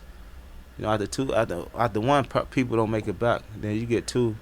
Then definitely everybody say I'm done, and for me to overcome that, man, and keep working and and get into the NFL and do what I did, man. I'm blessed and I'm happy about all of them because, man, it wasn't hard. It was hard to get there, man. So I'm happy about the most games because a lot of people say I was injury prone. Say I won't play 3 years because of my injuries. I'm happy about the how many yards again? 12 10 seasons of 1,200 yards or more. I'm happy about that because it lets you know I've been consistent for a long time. Yeah. It is crazy looking at your career and seeing that. And people still try to knock me, man. No, that's stupid. You point them to us. I think you're going to actually we'll fuck them up. We'll shit pump them. And I think you're going to have one of those legacies where people in like 20 years will say the name Frank Gore and like real football fans will be like, "Oh, fuck yeah, he was." Like if you go to a coordinator, defensive coordinator, man. Even when I was in fucking my last year in fucking New York Jets, bro, they was coming to stop me, bro. You know what I'm saying? Like they'll tell me, like, bro, how the fuck you still can play? You know what I'm saying? And that's why I don't care about the outside world who really don't understand the game and know what it take and know, like, bro, like, man, I was a bad motherfucker, bro. Yeah. Do you still have you have the necklace with the stop sign on it that says Gore? Nah, I got I don't. I'm done with that. That was a good necklace though. The rose gold, yeah. Stop sign say Gore, yeah. And so why did I had that in college? I had that in college. Why did the stop sign say Gore? I don't know. I just at the time. You know why? Because motherfuckers can't stop Gore, right? Right, you're right about that's what you used to tell everybody. No, it's crazy though, man. It's crazy, man. I got that in college. Boy, shout out to my boy Marky. You. It's nuts looking. There was a 13-year stretch there where 12 out of 13 years you started 14 or more games. Like it's crazy. That's for a running back. Work, that's unheard baby. of. Hard work. Yeah. Hard work and God, man. Man. Cause I'm gonna be real, man. Like after when I had success in college and me being around Portis them and seeing what they was doing in the league, I'm being real. I used to look ahead. Oh man, if Portis can do this, no, you know what I'm saying? I can't wait. Instead of just focusing on the day. Yeah. Focusing on where I'm at the time. So I always just look ahead. I'm ready to get to the NFL, but it wasn't my time. Yeah. That's why I had to start thinking about the day instead of the future. You know what I'm saying? And it started helping me out, man. And just now man, every time I used to get on the field, man, I just bust my ass. Like it might be my last. And I've been blessed. 16 years in the NFL, man. Have a great career. Yeah. All right. I had one last question. I was just going to ask about your time in Miami when you played there in the NFL. Oh, I love that. And so Adam Gase was your coach there. I was actually talking. Shout out Adam. That's my dog. I know a lot of people. That's rare. That's a rare shout out. I've been knowing for since 2007, 2008. So I was talking to Arian Foster yesterday. He does a show here at Barstool, and so I was asking about Adam Gase, and he was saying that Adam Gase was actually one of his favorite offensive coaches to play for. The only weird thing about him was he just used to always talk about Jay Cutler. When Jay's not around, he would just always talk about perfect quarterback, how great Jay Cutler was. Yeah. Did he ever just talk to you? Was he ever like, "Hey man, you remember Jay Cutler?" Nah, he didn't. Nah, we just talk about like when he was with us in San Fran, helping out and stuff, and that's my dog, though. I know a lot of people be dogging him, but I think he, if he get another shot, he'll probably do better, man. Yeah. Okay, I have one last question for you, Frank. Roback question. Use code TAKE on roback.com for generous 20% off your first purchase through the end of the week. That's spelled RHOBACK.com. That's 20% off all polos, Q-zips, and hoodies with code TAKE. The perfect gift for the holidays. Make sure to jump on their newly dropped performance hoodies. They are sick. Roback.com/take. Everyone go watch the fight December 18th. Deron Williams versus Frank Gore. Are you going to predict first round knockout? Nah, I'm gonna go in there and try to, I'm gonna try to do what my coach say. Because we didn't see film on him, so we got to see what type of movement, what type of style he is. Then, I go from there. If it come, it come. Yeah. But I won't. My best. I'm gonna get the win. I'm trying to get the win. My best. I'm gonna get the win. But I want people to be like, man, this kid Frank Gore, this guy got skills. Yeah. You know what I'm saying? All right, so my last question: what's the weirdest like Jim Harbaugh story or like motivation thing he tried to do with the team? I mean, we've heard a bunch of them. He's the best. No, that was the funniest, man. Oh my God. You know, like, you know, when you win, you play like before the games, you play like the highlights. So, bro, so he'll go to high schools. Then he got so crazy, he started getting the guys who work for like the teams. So I don't know how he was finding them. And he was getting the guys who like our sprint coach when they was in high school, or you know, you get some coaches, swear to God, they was a badass, right? Man, he put one of our coaches up there getting his ass killed on the field. It was. Man, it was still. I won't put the name out because that's my boy. But It better not be Jim Thompson. Nah. Okay. That's It's not my gonna bitch. get killed. Yeah. Nah. Yeah. But hey, man, that shit was. Dog, he had a whole. It was before. I think it was before the Green Bay playoff game too. Did he ever? Was there ever a moment where you were like, is he gonna try to suit up and play quarterback today? He did. Not. But he used to. No, I know. Practice, bro. Yeah. Yes. He would run He'd run the whole offense, bro. He was practice like with the guys, man. with like, pads on and everything. yes, but he'll have on the shoulder pads and the helmet with his dickies on and stuff. You know. Yeah. That's fucking I perfect. mean, he used to always wear cleats and his khakis. Yeah. Walking around. Yeah, dog, he was practice, and he very competitive, man. Yeah. Yes, bro. He would run the offense. I'm telling you. How was he? You know, he had his days. In his head, he's definitely like, I could still get out there and sling it. The real question is, did he put a red jersey on himself, or was he like, if you get to me, you can hit me? Nah, he had a red jersey. Oh, that's no. Nah, but Coach Harbaugh, my man. Though, Yeah, man. we love him, too. He coming to the fight, so I gotta tell my boy Mark he gotta try Yep. to take care of my man. man. Hell yes. All right, well, Frank Gore, thank you. Sorry I had to ask the balls question. Nah, that's but cool. You said it. You played loose. Fuck, Did you know it when it was happening? You're like, oh, my balls are on Nah, but TV right You gotta now. understand, people will show like send it to me on Instagram. Or something. Yeah. I'm like, God damn. You're like, hey, Frank, here are your balls. It was slow-mo. You're like, When, yeah, I when know. Frank's slow-mo balls would come out and be like, what are we watching here? Oh shit, man. Oh, I got it. I like this show right here. All right, there we go. I told you we tried to make it a little different. Yeah. Oh man. Yeah. All right, well, you have all to right. come back on after the fight now. Yes. Yeah. Yeah. All right. All right, just talk to All my right. man. All right. Love it. yeah. Well, I Frank, appreciate thank you y'all. so much. Nah, Good thank luck. y'all, You're going to be in man. the Hall of Fame. Thank you. Yes. Yep. Frank Gore is brought to you by our great friends over at Movement. We love Movement. It's almost the holidays. Holy shit, they snuck up on us. And Movement, the original watch brand to break all the rules started by two college dropouts who didn't want to overpay for a nice watch, has you covered. They're bringing you the sleekest, most quality gifts of the season with hundreds of watches, blue light glasses, sunnies, fine jewelry. You can choose from stocking stuffers. You can impress your family, wow your partners, or you can treat yourself with the perfect gift from Movement. This is what I did a couple years ago. Bought all my family members watches. Got a bunch of Movement watches. They come in great packages, very easy to wrap, and they feel like $1 million, but they don't necessarily break your bank. I love all the Movement watches that they've sent me. I've gotten a lot of compliments. My friends and family have gotten compliments on theirs. They still love them, and they're not going to break that bank. They start at just $95. Movement has clean, minimal designs, quality products. They've sold almost 2 million watches in over 160 countries. Be the big winner this holiday season with a gift from Movement. Go to mvmt.com/pardon, mvmt.com/pardon. Join the movement today. All right. Weekend preview. If you're listening to this on Friday, hope you had a good Thanksgiving.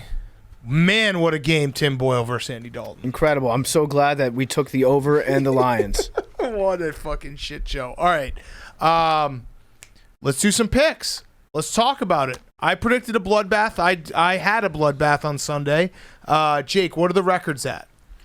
So right now, Hank has a 3.5 game lead on Billy, who's now all by himself in the danger spot at second. Okay. PFT and Liam at 23 and 21, and you and I tied for last with the Okay. trip with Billy. Let's go. Rock, paper, scissors, shoot. Rock, paper, scissors, shoot. All right, So me Jake and and Billy. Billy. That would be great. Hype. Fantastic. Hype. Good bonding. Yeah, big time bonding.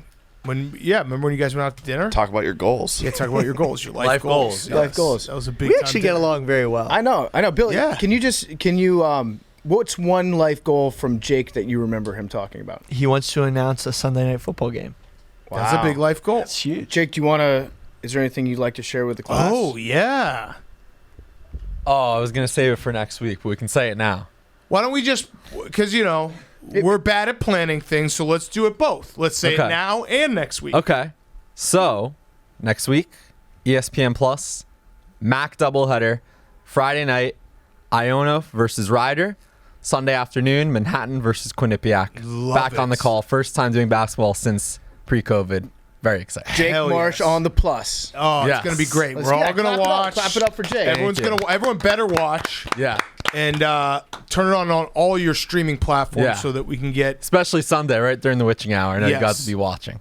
We will. We'll definitely have it on. Yeah, we will. We'll have it on something. Wait, what time is it on Sunday? 2 p.m. Yeah, we'll be watching. Yeah, definitely. We'll have it on one of the TVs. Wait, is that which What? game is Yeah. that? Huh? Uh-huh. Yeah. Manhattan, Quinnipiac, Sunday 2 p.m. Go Cats. better than- Go Bobcats. Yeah. I'm going to Jasper. For Friday responsibly night. wager on both of those games. And Friday night, Rick Pitino. We never said anything bad about him. Exactly. But if you need some 10-second violation jokes to sprinkle in, I'm happy to provide those for you. We'll see. But yeah, if you can tune in, that would be great. If not, No. Appreciate No. post the highlights. Everyone fucking If tune not, in. fuck you. Yeah, if you not, don't tune appreciate in, it. go fuck yourself. Yeah. You're banned. There you go. You're banned it from worked the for podcast. lacrosse. So.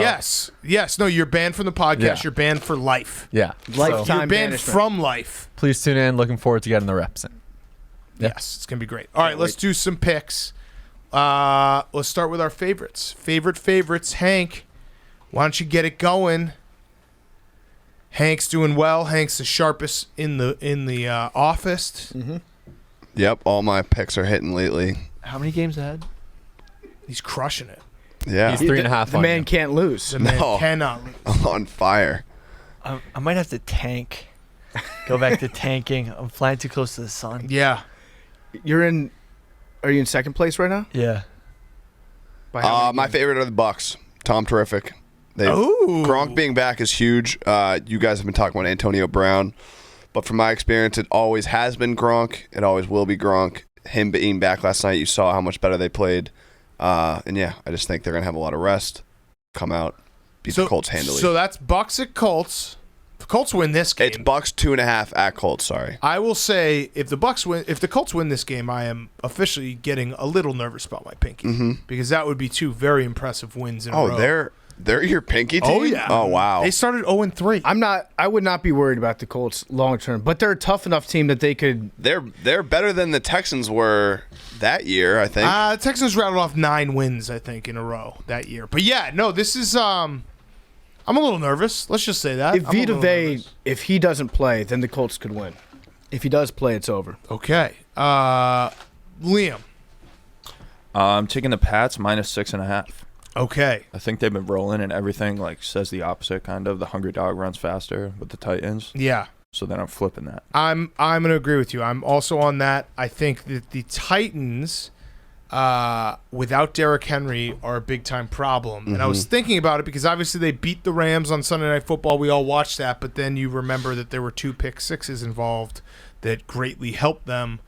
I think the Titans are in big-time trouble without Derrick Henry. And also, isn't A.J. Brown got hurt in the last game? We don't know, obviously. We're taping this on Tuesday. But they're pretty banged up offensively. Yeah. Yeah, I mean, I don't know what to expect out of the Titans. I really don't, because when they play good teams, they're awesome. Yep. And then when they play worse teams, they're actually worse than the worst teams are. So they're playing a good team, so I'm kind of inclined to think that they're going to be good again. Awesome, yeah. Yeah, I'm falling into the classic trap of disrespecting the Titans. Yeah, which you are. always fucks me in You the should face. remember the Titans. I should remember the Titans. All right, your favorite. My favorite is going to be the Atlanta Falcons. -5 over the Jacksonville Jaguars. Ooh. This was Wait, is that the line? I think it's... -0.5, sorry. Oh, minus half. yeah, minus yeah, half. that's a big difference, Minus yeah. 0.5. It's definitely not minus. But you love them at -5. I love that. I would probably take them at -5. The Jaguars opened up as 1-point favorites. The Jaguars should not be a favorite against any team, in my opinion. But the Falcons are now favored on the road in Jacksonville. It's a short trip for them. Florida-Georgia Line game of -0.5 point. And fun stat, right now, all time in the NFL, bird teams against cat teams are exactly 500. Wow. I think it's 209 to 209-1. They've tied one game. Wow. This is going to be the week that it swings in favor of the bird teams. Wow. That is a hell of a stat. It is. And it's the only bird cat matchup. As far as I know, this week. Okay. I'm not a zookeeper, but I think so. By the way, I'm switching my pick. I'm taking the Washington football team -1. I just realized I'm doing exactly what I always say don't do, and that's disrespecting the Titans. Yeah. I'm taking the Washington football team. I'm done with the Seahawks. I see +1. What? Looking at Washington. Yeah. Oh, God damn it. Football teams, they're underdogs at home. All right, I'm sticking with the Patriots. Fuck. All right, go ahead, Billy. I'm going with Bills -5.5. Bills -5. No, that's the Thursday. It's on Thursday. Yep. Thanksgiving, yeah. We talked about it. That's okay. Well, we talked about it 2 days ago. That's so you actually don't remember great it. that you picked that because if they didn't cover, that's even better that people are listening right now on Friday. Okay. Or it's like a Back to the Future thing where he got the almanac and that's he's like, true. He knew it. That's true. Can I still count it? No. Who'd you go with? I went with the Patriots. Yeah, I'll take them. Okay, so Billy's also on the Patriots. I don't like what Billy's doing right now. Isn't I that don't what like we what said? he's doing. The integrity of the competition. Yeah, he's just picking things that other people pick so he doesn't Billy, fall I'll too give you far. a second. Jake, you do your pick. Billy, look at the board again. I'm going with the Packers -1 at home against the Rams. Rodgers probably mad. Lost last week. Can't see him losing. Always back-to-back. mad Yeah. because he's just a mad guy who Yeah. can't find happiness. So -1 at home. Okay. Well, Billy, you have all the way till we come back to your underdog. Okay, so I'm giving you the full turnaround. All right, go ahead, Hank. My underdog is the Pittsburgh Steelers. Okay. Ooh. I have that too. Ooh, spicy. They got a lot of fight. Wait, are you going to bet on them against the spread or money line? Money line, obviously. That's Sure. the thing. When you guys take a underdog and we talk, we're not going back to the past. It's over. I'm taking the Steelers. We have to keep I'm moving taking the forward. Steelers. I am taking the 4.5. Steelers 4.5 against the Bengals at the Should Bengals. we do a group bet on it? No love lost between these two teams. I was actually rivalry I week. was looking at maybe doing an alternate spread, like Steelers -3. That's a group bet. No, it's for Dino. Ha, ha, ha, ha, And ha. Pat Fryermuth to score Yeah. 4 touchdowns. Again, whatever. All right, Whatever. real quick, Whatever. Hank, rank the AFC North quarterbacks. Ooh. Go. Joe Burrow. Mm-hmm. Baker. Whoa. You didn't want to say Baker, but you did. Big Ben. No. Oh, wait. Lamar. All right, no, I forgot. Lamar, Joe Reset. Burrow, Baker, Reset. Big Ben. I would Sorry say- about that. I What was about Big Ben after COVID? No, Big Ben sucks. I know. I would put Lamar with diarrhea ahead of Big Ben after COVID, and then Big Ben before COVID ahead of Lamar without diarrhea. Does that make sense? Yes. Okay. Big Ben post-COVID is a monster. He is. Very, very good.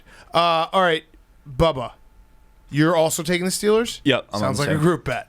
Sounds like the makings of a group bet. Okay, I'm gonna take the Washington football team. Oh, they're going to take the Steelers. Nope. I'm also taking the Washington Nope. football God team. help me. Fuck the Seahawks. God help me. I think that we're like 1-17 in Monday Night Football since 1998. Not a great record, No. admittedly, but what they don't tell you is that we beat the Steelers on a Monday night, but it just technically wasn't Monday Night Football. That's right. So fuck you, calendar. But yeah, I think I have to ride this football team. I think that they're playing really well, and I think that the Seahawks are just a miserable football team filled with has-beens and losers. The Seahawks are canceled until Russell Wilson proves that he's not injured. I'm done thinking that the medical miracle and all the hype videos. I'm sick of the Seahawks because they are a classic team that they've been good for so long that if I don't quit them cold turkey, they will just stick around in my head being like, well, they're good. They have to be good. It's important to know when to end this relationship. Yeah. And the Seahawks stink. And more so than the fact that they stink is that they're boring when they stink. And so I was actually thinking about going down to this game because when am I going to get another chance to see the football team play? Because it's a Monday night game. But then I was like, wait, why am I going to do that to myself? Right. I hate watching the Seahawks on television. It's probably way worse in person. And then I have to go to Landover. Excuse me, Raljon. Yeah, and also Cyber Monday. That's really why you didn't go. And also Cyber 'Cause you Monday knew because you're I knew a that I company had. man. Yeah. I knew that I had to be here. Yeah, but You I knew really that. I wanted to be Me here. just saying that right now was just a reminder, but you already did. You didn't need a reminder. I wanted to be here. Yeah. but I was being pulled away. But now Right. it's good to just remind myself what's really important. That's being here with you guys. Yes, Billy, your underdog and your favorite. So Jets plus 2.5 for my underdog. Okay. And I'm going Falcons by -0.5 point I love it. is my favorite. Minus the Jags. -5. -0.5. Minus 0.5. Minus 0.5. Yeah. So How? Okay, so that's a bird. Quick and a quiz, cat. Billy. Do you know what PFT's favorite pick was? you also took the Falcons? Yeah. Okay, perfect. And PFT's computer model has the Falcons up to, he would take them as a 5-point favorite. Crazy. That's how good his computer model is. No, it's the deep numbers. Yeah. Just in my head, only the Cowboys and Lions can play on Thanksgiving. I Yeah, can't adding fathom. the third game, yes. That's what weirds me out. I wish they had kept that as a rivalry, Egg Bowl, Texas A&M. I agree with you. I don't, adding that, but that's the NFL. They just, if there's a slot, they're going to take it. Yep. I think that's their motto, right on the door. If I there's see a slit, I'm Yeah. going to fill it. Yeah, slot, let me put myself in it. I'm going to dive right in. Mm-hmm. All right, your underdog, Jake. I'm taking the Dolphins plus 1.5 at home against the Panthers. Dolphins 500 Christmas. See you Wow. there. Oh, Hank's deep numbers have just had a malfunction because he was like, how are the Dolphins Home plus dogs? 1.5 against the Panthers? Hammer time, Hank. Yeah. Yeah. I saw that face. That was the face of a guy who's like, what? Yeah. I think I realized what a lot of people don't like about Tua. Oh, do tell. Besides the fact that I love him. Besides the fact that they don't watch the All 22. Yeah, I love him. His eye black is too big. His eye black is too big, and I don't. Billy, as a former college athlete, maybe you can tell me about how this affects the quarterback position. But I feel like if the eye black was too big, doesn't it just suck all the light in? Too Might much get light? into your Yeah. eyes. It what? Might get into your eyes. The eye black might get into his eyes. No, but does he have the tape or does he have the actual eye No, he black? does. He's cross-eyed. He does the giant crosses. That's right. on each side. But I guess I'm always curious how eye black works because in my limited experience with eye black, I can't really tell the difference between when I'm wearing it and when I'm not wearing it. I feel like it's a placebo effect sometimes, but then again, if it's real and you're like Tua with a shitload of eye black on, could you use too much? Would that affect you in a bad way? I actually don't get the science of eye black. I don't either. It I don't makes think- no sense. I think it just looks cool. yeah. That's what I thought. I mean, I always wore it, so I don't know if it actually, like, there was a difference. Did you do the actual eye black or did you do the like Band-Aid strips that you'd stick I on? use the actual eye black. Good. Is it like a Band-Aids. positional thing? Like quarterbacks wear it, tight ends don't wear it? No, like, D linemen always just go nuts with it for Oh, some reason. like Lattimore Yeah. in the program. Yeah, or like Justin Trudeau. Exactly. Yes, really go crazy with it. Got out of hand. He thought he had to go out there and, He and thought he, play. was, he thought he was playing. Yeah, he thought he was filling the A gap. The CFL's different.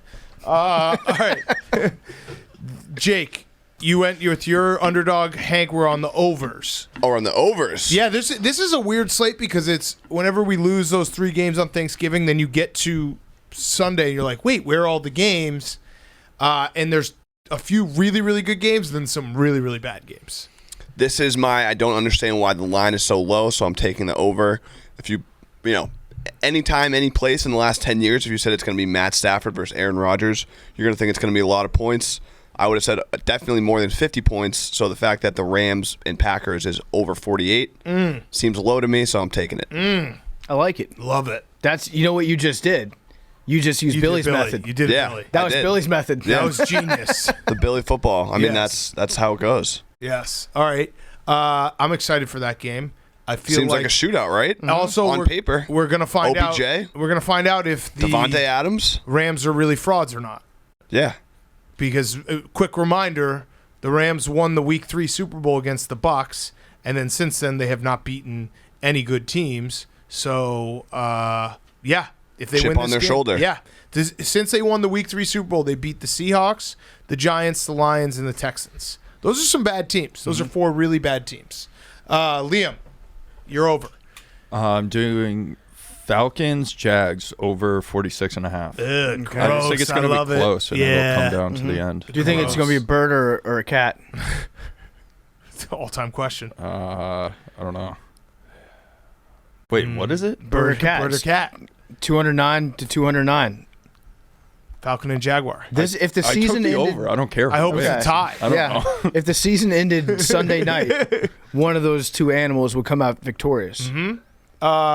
PFT, you're over. I'm going to take the Panthers-Dolphins over, 42.5, because these teams stink, but I think they stink in a way that their defenses, they can exploit each other. They deserve each other. Yes. Does that make sense? Complimentary stink. Yeah, complimentary stink. So, 42.5, that's just not a lot of points. My projected number is 46. All right, my over. I'm going to take Vikings 49ers. Vikings 49ers over 48. Is that right, Jake? Yes. Okay, over 48. I feel like there's going to be a lot of points in that game. Who'd you have the over on last week, Big Cat?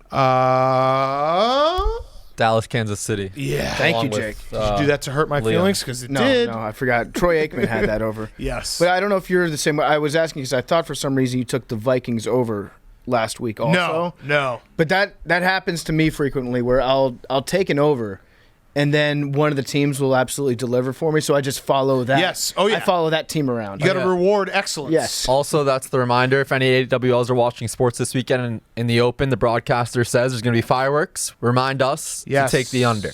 Yes. With Yes. Troy Aikball. Yes. All right, Billy, you're over. Eagles Giants 46. Don't love it. Are you trying to win this one? No. Okay, good. This Then that's is a one of great those- pick. Well, the thing is, what happens is I'm like, this is totally not going to be an over, and then I say, but I'm not trying to win this one, so I pick it, then it wins. Okay. Wait, so I like Hey, that. so are you I like trying? it. I've thought about it long enough. I like it. Yeah, I don't think we need to dissect it any Blown further. coverages. Yes. College football plays. Exactly. Yes. New offensive, new play caller for the Giants. Freddie Kitchens Freddie Kitchens, a lot of new shit that he's just Hell gonna throw yes, out. Freddie Kitchens. running the I draw love on that 4th and guy. long. Just weird shit.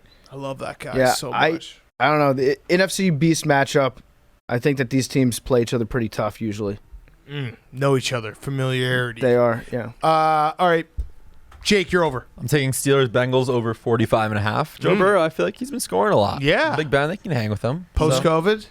Yeah, 7-0, right? Yeah. Yeah. No, it was 7 touchdowns, 0 interceptions. Oh. I think it's only happened twice. I don't right, think, so there you yeah, go. Big Ben He's has got to get it again. He's had COVID twice, not 7. He's working Yeah. on it. Yeah. And my theory is he has never had COVID. He just rests extra when he pretends he has COVID, and then he comes back and plays well. He gets the at-home test, and it's really just a pregnancy test, and he pisses on it and then writes down, you have COVID again. Ben." COVID. All right, wrapping it up. Unders. Patriots, Titans, no Derrick Henry, under 44.5. Belichick punts on 4th and 1 and shit. These teams know each other. These teams know each other. Defensive battle. Vrabel. Patriots play conservatively. I like the under. Vrabel just finds a loophole and Also, stops the you know, clock take it for what it's 7 worth. I'm minutes. 10-1 on unders in these picks. No So, big deal. Due for a regression for sure, but 10 The under No, kick. hey, give yourself credit. 10-1. The under king. I'm not bragging. I'm just stating facts. 10 and Fact or 1. fiction? That's a fact. So that means all your other picks you're not good at. No, I'm good in all of them. Well, that can't possibly be true. I think I'm good in the under. It's the only one I'm negative in. Take a guess. Favorites. Yep. Yeah. You weren't born for that life. No. I do love Hank's new segment, Fact or Fiction. Fact or fiction? Fiction. Wait, does it work like that? No. I'm saying fact or fiction. That's No, a fact. give me fiction. Give me fiction. No, That's not I'm how it saying works. fiction. I'm really bad at picking unders. Fact. Fact. Fiction. Oh, damn it. I have no idea what just happened. We lost. Fact or fiction? Damn it. All right, Bubba, you're under. Doing the Eagles Giants under 46. So fading Billy, but I guess with him if he's trying to lose it. So I don't know. I was trying to think Who how the to word fuck it and knows? was confused. Who the fuck knows? But yeah, I don't see the Giants just in turmoil. I don't see them scoring a lot. Okay. PFT. I'm going to take the Browns-Ravens under 45.5. It's in Baltimore. It's going to be at night. The Ravens are probably going to be wearing their black uniforms. Mm-hmm. Lamar Jackson might still have diarrhea. I don't know. But most importantly, this is a uniform game. The Browns playing against the Ravens at night is an under game. Make no mistake about it. It's like a 13-10 game. Yep. That's what I have envisioned. I have the Ravens defense flying around the ball. I have them swarming. I have the Browns offense just like trying to establish the run, never really getting it off the ground. And then I have Or just always keeping it on the ground. never getting the ground game off the ground. Got it. Which, These are all, by the way, for people who are saying, like, how does PFT know this? These are models. yeah, it's my model. Yeah. Yeah, I mean, duh. I've watched enough Ravens night games to know that Yes. there's no points There's that a get model. scored in them. Yes. So Justin Tucker, long field goal. yeah, easy under. I think the Vegas right now has him at 45.5. My simulated numbers have it at 37. Ooh, I like that. That's a huge edge. Big swing. Huge edge. All right, I'm going to take the Chargers Broncos under 47.5. I feel like the Broncos off a bye. Vic Fangio cooks something up. Chargers, everyone's going to overreact to that shootout.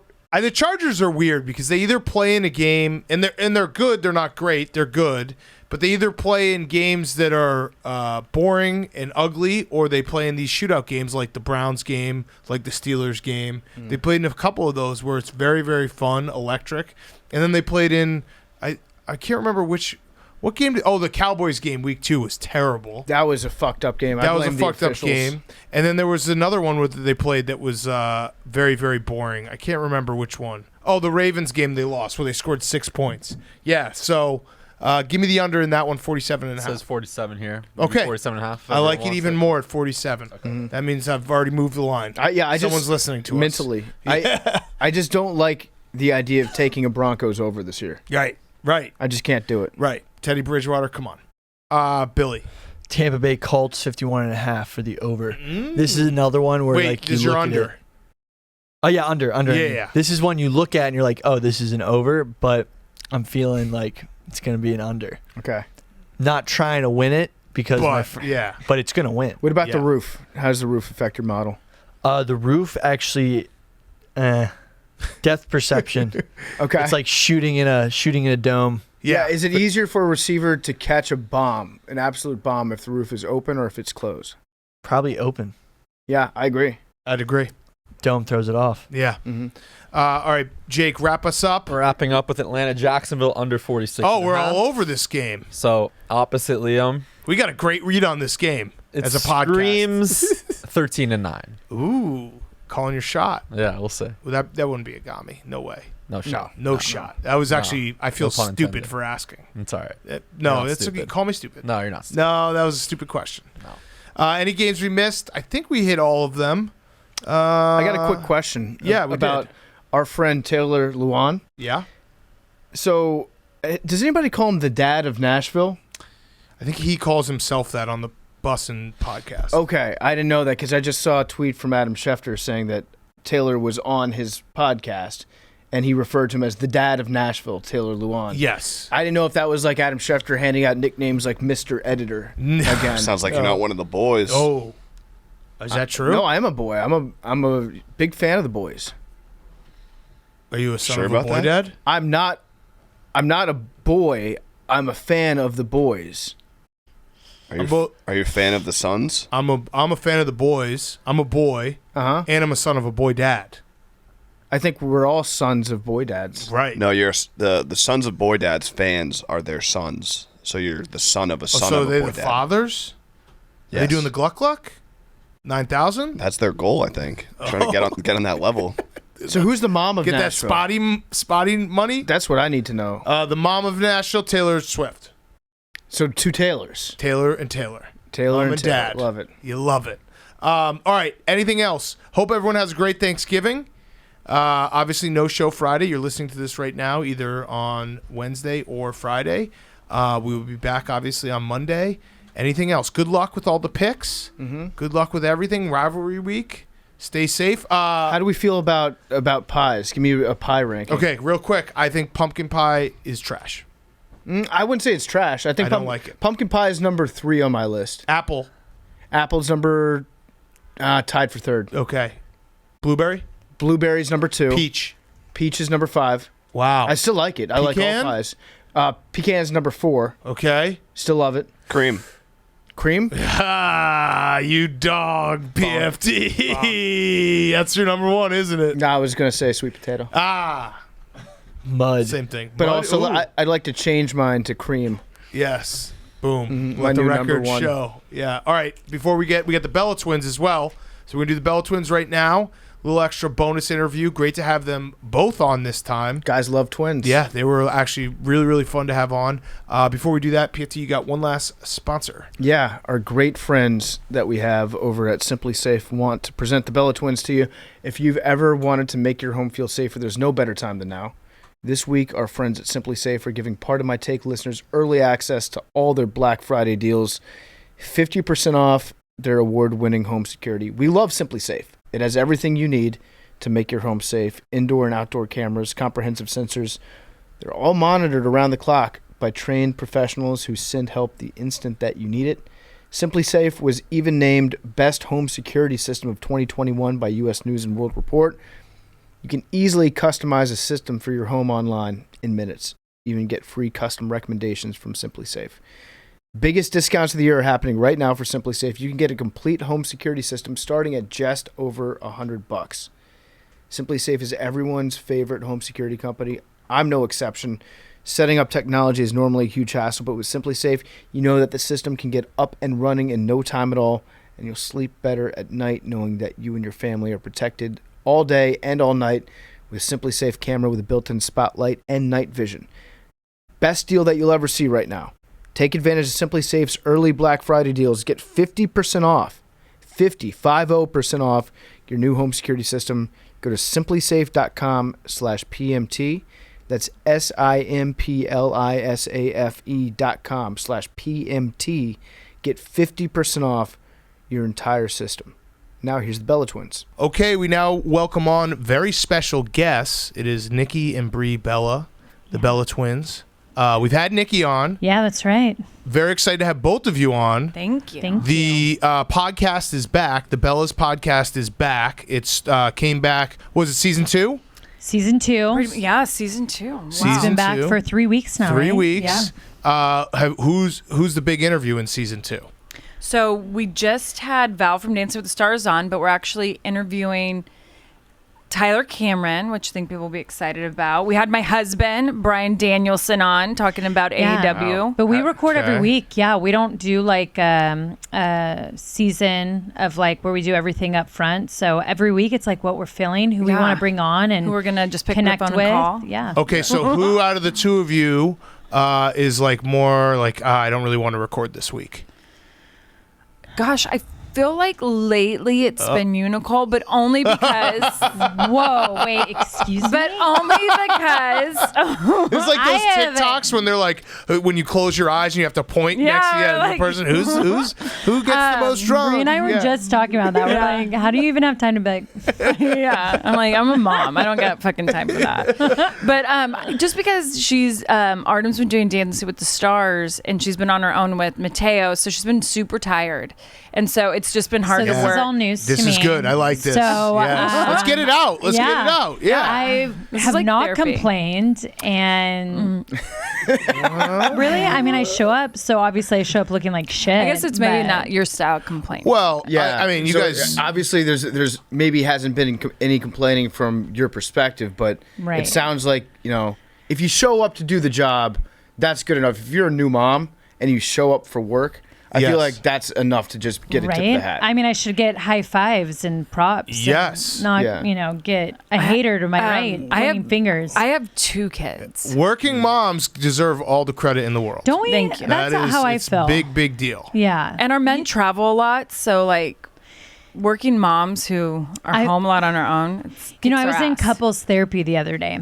Oh, with your sister? No. Oh, but okay. we All right. need Got it. We need yeah, it. we'll do it for you right now. So with my fiance, and I was so happy because our life coach was like, you have to sometimes recognize not only a career woman because of the pressures and just trying to make it where men make it, but then moms have a lot of pressures. Yes. And he goes, so then when you have a career mom, the pressures that she has to deal with are just enormous and stuff you Yes. don't realize. And I was like, keep going. I Keep telling her. think it's there's this weird thing, and it's probably some societal thing that like everyone subconsciously doesn't even realize is going on. But like moms, when they're away from their kids, I feel like they just get there's so much more pressure to be home and be with the kids and like and missing moments where I don't when I travel, I miss my kids a lot, but it just feels different. It's not right. It's not fair. Right. So I know how hard it must be for moms. Yeah, mom guilt is like mom guilt. The mom guilt is crazy, and it's like real.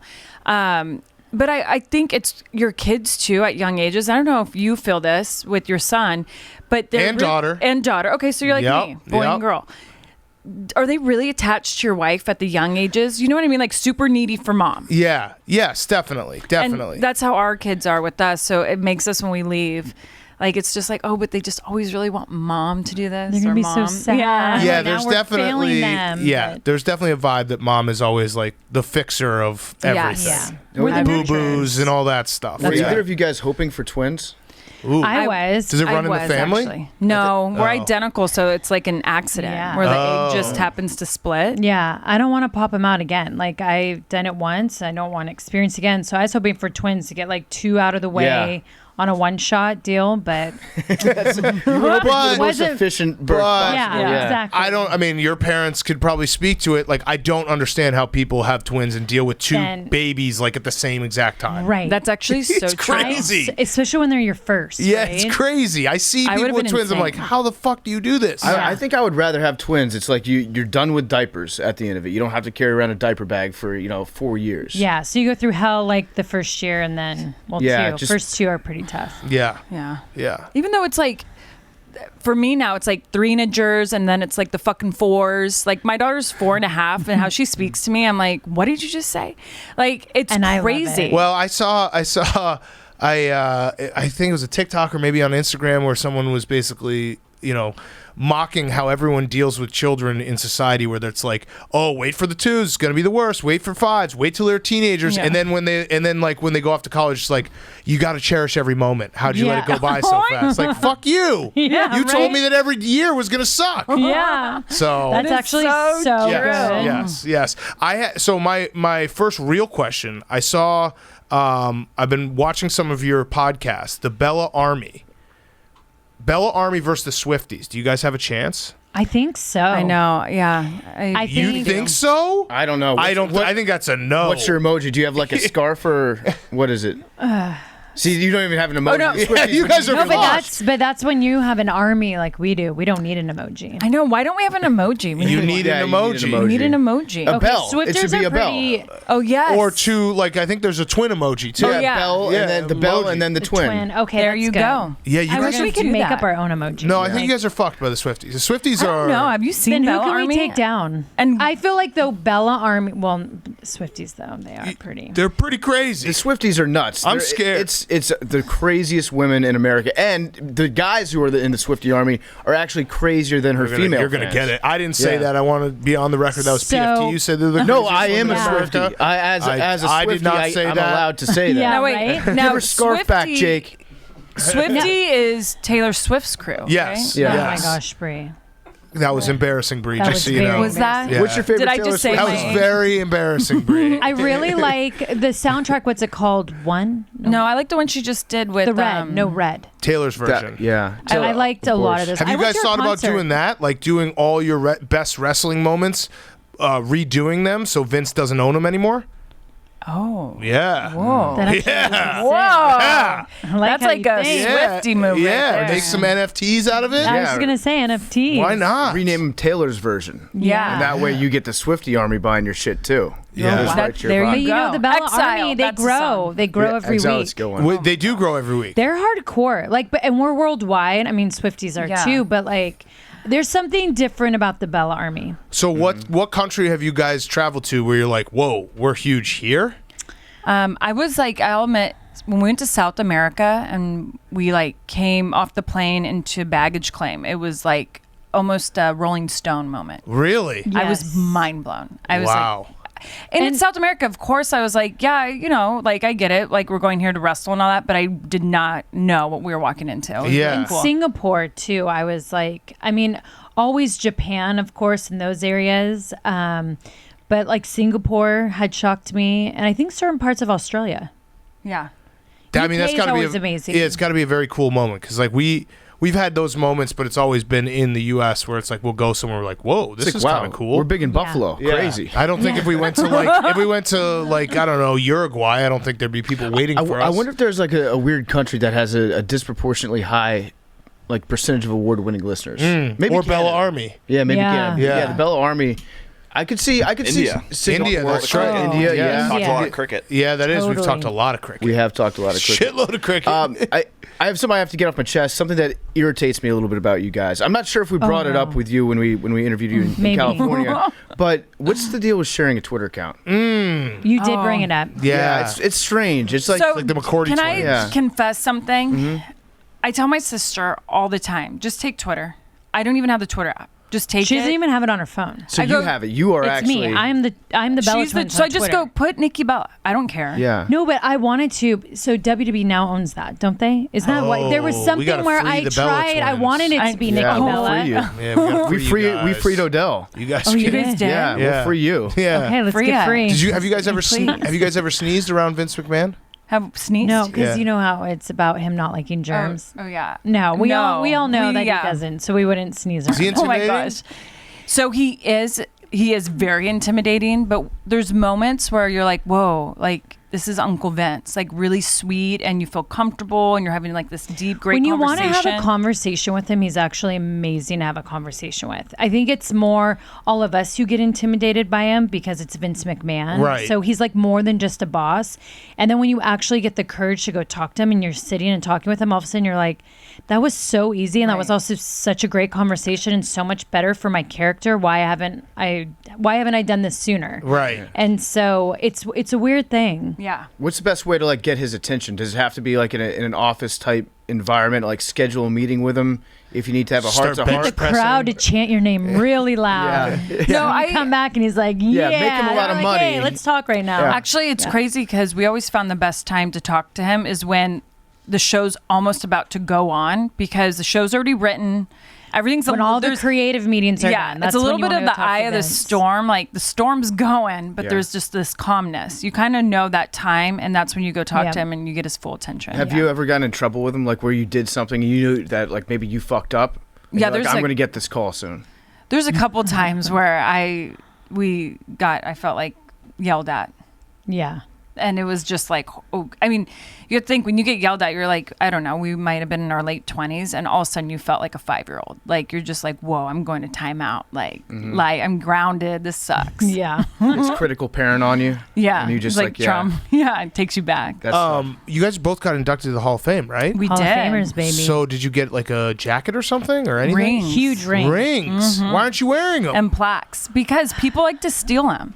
You have to be Yeah, careful. We were in New York. We heard I would have about stolen it. we heard about the streets in New York. We're like, we're not bringing these. Where you guys live? San Diego, right? No. Napa Valley now. yeah. Oh, yeah. You guys have We're wine winemakers. too.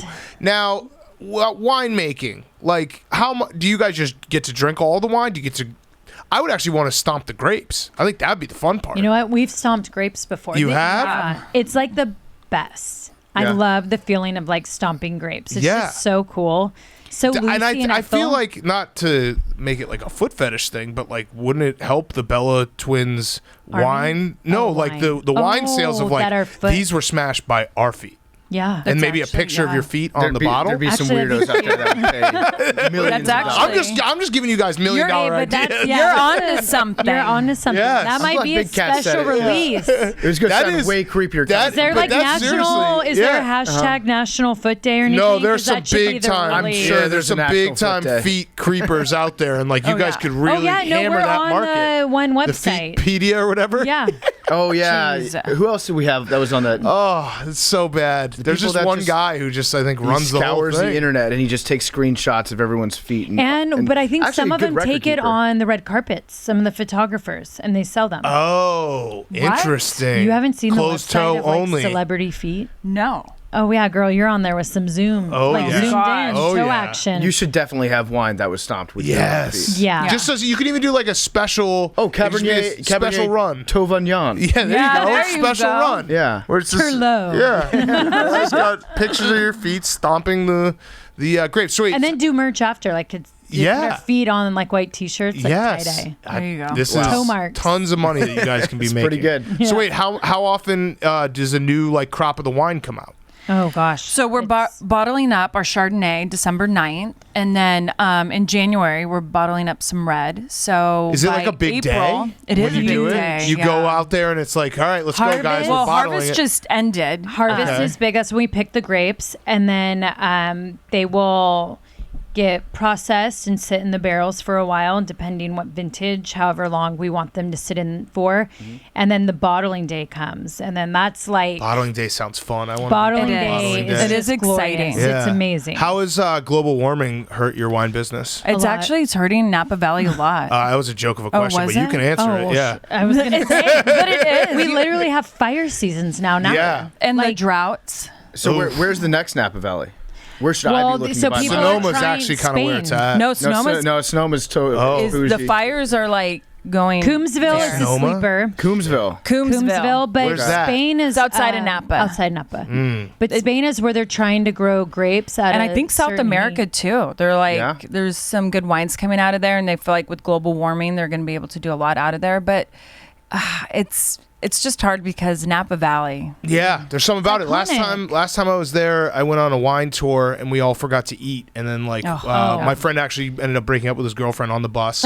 And Oh my then, gosh. Yeah, no, it was a Isn't that whole sometimes, fucking like, scene. It was right fun before a to wedding witness? too. Oh, so my then gosh. we had to go to the wedding and they were like, What was he Still thinking? broken they up. no, they kind of got back together, but we all were like, that was weird. Yeah, no, What it was did a you whole break up scene. with her It was about? awesome. Yeah. I don't know. We were all Did they so cry? Was it so people dramatic? were puking. It was like a whole fucking thing. my gosh. We went to 4 different wineries, just never ate. Oh, that's And by the terrible. 4th one, we're like, wait, this was a mistake. And people were just blacked out. Oh, Oh yeah. my god. Yeah. Getting wine It's a good drunk time. is a little bit messier sometimes than getting just Oh, yeah. whiskey drunk. And not drunk- eating, yeah. Whiskey drunk, you just get into a fight with somebody and then you Right. just yell, take your shirt off. Wine, it's like you're throwing up, your lips, your teeth are all red, Yep. and everyone's crying. It's, Yes. it's a way more emotional drunk. It is Yeah. so emotional. And then you get But a it's massive also hangover like the next day. I mean, Brie mode over here when she gets wine drunk. She Well, so just what gets happened to wild. me last I like Ooh, Brie what's mode. Brie Yeah, mode? tell me about Brie Oh, mode. Brie mode. Let's talk about It's Brie my- mode. Playing Brie. alter ego that comes out. But what happens is I don't know what happens. It's like I feel like I'm fine. Like I have a couple glasses of wine, but then next thing you know, I just feel like I transform into someone else. Like, Oh. and I never know when it's like a sleeper. I don't know when it happens. It just comes and So you just speak you your can't mind? control it. Are you telling no, I people like facts? She dances. Oh, that was so good. It's I'm so one good of that the you're a happy interpretive drunk. dancer. I'm actually she very might happy. bite Okay, you. okay. No, I don't Okay. bite anymore. Okay. You don't bite anymore. We used to bite people Like a lot. last Wait, it feels like Random let's people. stop there. So with the biting, it feels like it had to reach a point where you really bit somebody that you shouldn't have Yes. bit, where you're like, okay, Yes, no for more sure. biting. Someone had for to real get a this time. tetanus shot. Yeah, pretty much. Like I thought I was gonna be like sued. Yeah. Like I got really scared. I was like, oh shit, there goes my life. Well, I mean, happy drunk, as long as it's a happy drunk. Yeah. No one wants no, to be I'm around- a total happy drunk. But you Okay. like to wrestle people. Like Oh, she gets now that happy I'd be scared aggressive, but about. it's like in a yeah, fun way. but in a like fun way. But I we feel like showed you- up to someone's birthday party and we literally used the memes like Miley Cyrus on the wrecking ball because we came into this birthday party 2 hours late. It was a sit down dinner. We came in because we This did a was like 3 weeks champagne ago. tasting. So this one comes in, then there's the birthday boy standing in his nice white button down. She gets a glass of red wine. She's like, "Ha!" Just tosses it on. No, I thought I What? like actually knocked it. No, and then she's like, "We're dancing in the rain." I like that. And then we're all And then soaked I and felt bad dancing. for him, and she's in this beautiful yellow dress. So I looked at her, and then I dumped my red wine on her, thinking like it'd make him feel better. And then Just called people a were hater. like, "They're a hot mess." And then we made everyone dance in the rain, and then Sounds like a fun time. Yeah, so Sounds like a fun time. Are you actually like willing to fight somebody now? Like from a physical standpoint, your body has held up enough, or are there still like? I mean, if someone made me feel like I had to fight, like if they threatened me, I would totally fight them and beat them. I think they'd be shocked. when was the last time you got in a But- fight? I mean, like a long time ago, Brie. real fighting. Fighting a hangover doesn't count. No, I know. Real fighting, I've never done. I mean, that's wrestling. But I know I could take, like, if someone came up to me and was like, hey, and I would be like, what? And they, like, talk shit. And they hit me, I'd hit them back. Yeah. Bella Army. Yeah. Hell yeah. Big Fuck time. them up. Yeah. How, so you guys have been on like different reality television shows. How, when they're taping and they're like in your face, is it the worst experience? I always feel like that must suck. It behind can the be. Yeah. Oh, like Because the they're in your cameras. house too, right? Oh, yeah. Yeah. And It's there- major anxiety. Yeah. Yeah. That's why we knew we had to end. Once we had the babies, like she had 2, and then just me having 1. Like, I gave birth on camera, but the thing is they had props up, so it was still just 3 of us in the room. But I remember the feeling when I brought my son home and just one little camera being in there. I hated it. Yeah, I was like, I'd I'm done. imagine. Yeah. I couldn't. It was just, it didn't feel right. Yeah. anymore. Yeah, it's like a very personal space. When you have a newborn child, and it's like you feel like, I don't know, maybe you didn't feel this way, but from the outside, it would seem like with a camera crew in there with your newborn, it's like commercializing your child already. It's like, this is good bonding time. I want to have just 100%. the 2 of us. 100%. Exactly. That's exactly how I felt. Yeah. And then when you get your fights, like relationship fights, like we have to relive them again. They always cause another argument. Like we're arguing about this again, but it's because you're rewatching it and you're like, shit. You do watch what happens live to each other after you watch the show. Yeah. You relitigate the whole Yeah. thing. And then the worst is you have to watch yourself. So then when you know you're wrong and you had to just watch yourself being wrong, but you were defending yourself being right, that's like the worst. I had to do that a few seasons ago. Or watching yourself back drunk was really bad. Yeah. Like I was in a green screen one time and they're like, so tell us how you came up with the song, How Did I Lose My Shoe? And I was like, what? What are you talking about? They're like, you rapped it in the UK. And I'm like, I did what? And they're like, get the footage. And I'm watching myself and I'm like, I was blacked out. Oh, I had no idea. That's I rapped brutal. this song about It's become losing a my song. shoe. Yeah, I would have so much anxiety if somebody was just like replaying my drunkest moments to me. Oh my gosh. Like I'd love confirming like you wake up in the morning, like, oh God, what did I do last night? Well, guess what? We've got 4 cameras that shot it in HD. Yeah. So here Yeah, you could go. you imagine? Imagine the drunk angry. I got that. That was Yeah. the most humiliating rewatch, especially like my Spanx were hanging out of my dress, like sloppy, angry drunk. Been there. Yeah. Yep. Would not want that. Would Great. not want that. All right, so I had one last question. So the podcast is back. Who's the dream guest? Oh my gosh. I would love Angelina Jolie to be on. Ooh, that's a good one. Yeah, I put her on the list. They're like, we'll see, Brie. And I'm like, she has a lot she needs to talk about and promote. I think I would really love to have Mia Hamm. Ooh. Yes, we Also would. good So one. yeah, The she's goat. always been Yeah. like my inspiration growing up, and I want to like even. Do you guys remember when she did all the Michael Jordan? For Nike, they Anything did I all Can those. Do. Yep. Yeah. Right, that campaign. Like, I want to like ask her about all that because think of the time that she did that. Like, Title IX was just trying to get passed. Yeah. Like, those were our soccer days, and she was like who I had up on my wall. So Yeah, like, was it 98 World Cup? No. Yeah. yeah, Yeah, right, when they 98. won in the Rose Bowl. Yeah, because incredible. we were 98. We were in. And you remember the Yeah. big deal 7th grade. when Brandy Chastain, yeah. took her shirt off Yes. and she's in a sports bra now. Yeah. Everyone's like, How like, dare what? her. It is kind of crazy to think that was like a big deal, and now That was you a flash huge forward It to was, today. it was a different world too, because I remember they went on the Letterman show before the World Cup, and David Letterman was like, "So this is kind of crazy. You guys are athletes, but you're hot." And it's like, whoa! Like, imagine if that happened like Oh today, my the way that God. Oh that my team was covered. gosh. But I love watching women's soccer, especially in the United States, because one, we win. Right, We're yeah. actually really good. It's Yeah. fun, And yeah. 2, the women don't flop. The No. men are the one they're always diving. They're faking injuries and shit out there. It gets annoying to watch sometimes. Yeah. But you'll never see a woman like pretend to get fouled when she didn't. I don't know what Totally. what the disconnect there is. That's actually true. Gives me I've chills actually over never it. That's a good even point. thought about that. We actually met Alex Morgan and we were like super excited. And then she knew our wrestling and we were like, whoa, like it was really fun to talk to her But it's for a while. yeah, it's women on a soccer field though. It's like there's this aggression Yeah. that Yeah. you have, and like the more you get hit, it's like the more fierce it makes you, and the more I don't know, it's something different on there. yeah. It's We want to Mia have Hamm, come on. Yes, Yeah, Mia right. Hamm, do it. Yeah, do it, do it, Mia Hamm. Let's go. we like guests that inspire our listeners, especially like on the woman front. It's just You should have it's Dan fun. Bilzerian on. Who? He'd be a great guest. Dan Bilzerian. Maybe not. Look him up. All right. He's a good friend of ours. So everyone can find though the Bellas podcast. It's on Stitcher, the SiriusXM Stitcher, the app, Pandora, anywhere you can find podcasts, and also YouTube. So check it out, the Bellas podcast. Become part of the Bella Army. We're gonna take over the Swifties. Yes, we are. You guys, we can do this. We can do this. I promise you. I don't We all think we unite can. One I do not song think we can. at a time. I do not think we can, but I we think can we try. can. I gotta Yeah. warn you.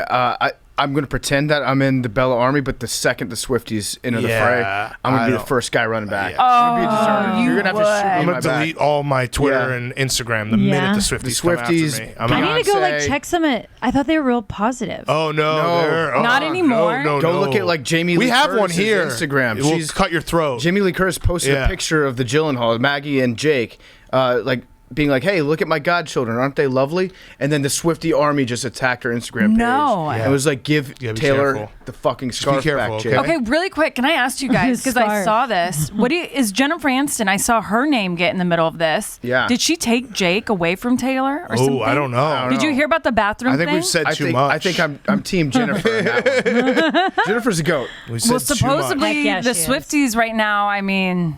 They're just looking for anybody. It's going after Aniston. They're coming for next. Yeah, if you're a Swiftie, it's like either you're with us or you're against us. If you're not actively pro-Swift, they assume that you're anti. Shit, I might leave the Bella Army and go to the Swifties. It would be a smart move. Yes, it would. Taylor acknowledge this? I don't think so. I don't think she acknowledges it, but I think she probably is happy that she has such a loyal fan base. God. Yeah. Yeah. All right. Well, thank you guys so much. Always great to have you on. Yeah. And anytime you're in town, please make sure you send us a bottle of the Stomped on wine with the picture of your feet. Not that we want it, but I want to just be acknowledged for that. Is like $1 billion idea. Yeah. Just so you We'll know. put your face on the back. A lot of creeps out there that want that. Yeah. Not me. Not us. Again, not me. Not PFT, but a lot of creeps. All right. Thank you guys. Thank you. Thank you. Thanks. Okay, wrap it up. Numbers. Thank you to the Bella Twins. Thank you to Frank Gore. 8. Numbers. 69. 6. 18. 97. I did a little wishy-washy I take beforehand. 6 every time. Oh yeah, Jake. Hopefully. Jake Oh, you violated did. the thing. 16. He fisted the machine. No, that's actually good because we need a little, See if we get a new number in here. 97. Oh, 85. Hammer the Bears. Ocho Cinco. How many times? Fourth time. 4th time. Crocodiles' bite force only applies to when they're closing their mouth. They're actually very weak at opening their mouth. That's actually something that could save your life one day. Yes, absolutely. And alligators. Love you guys.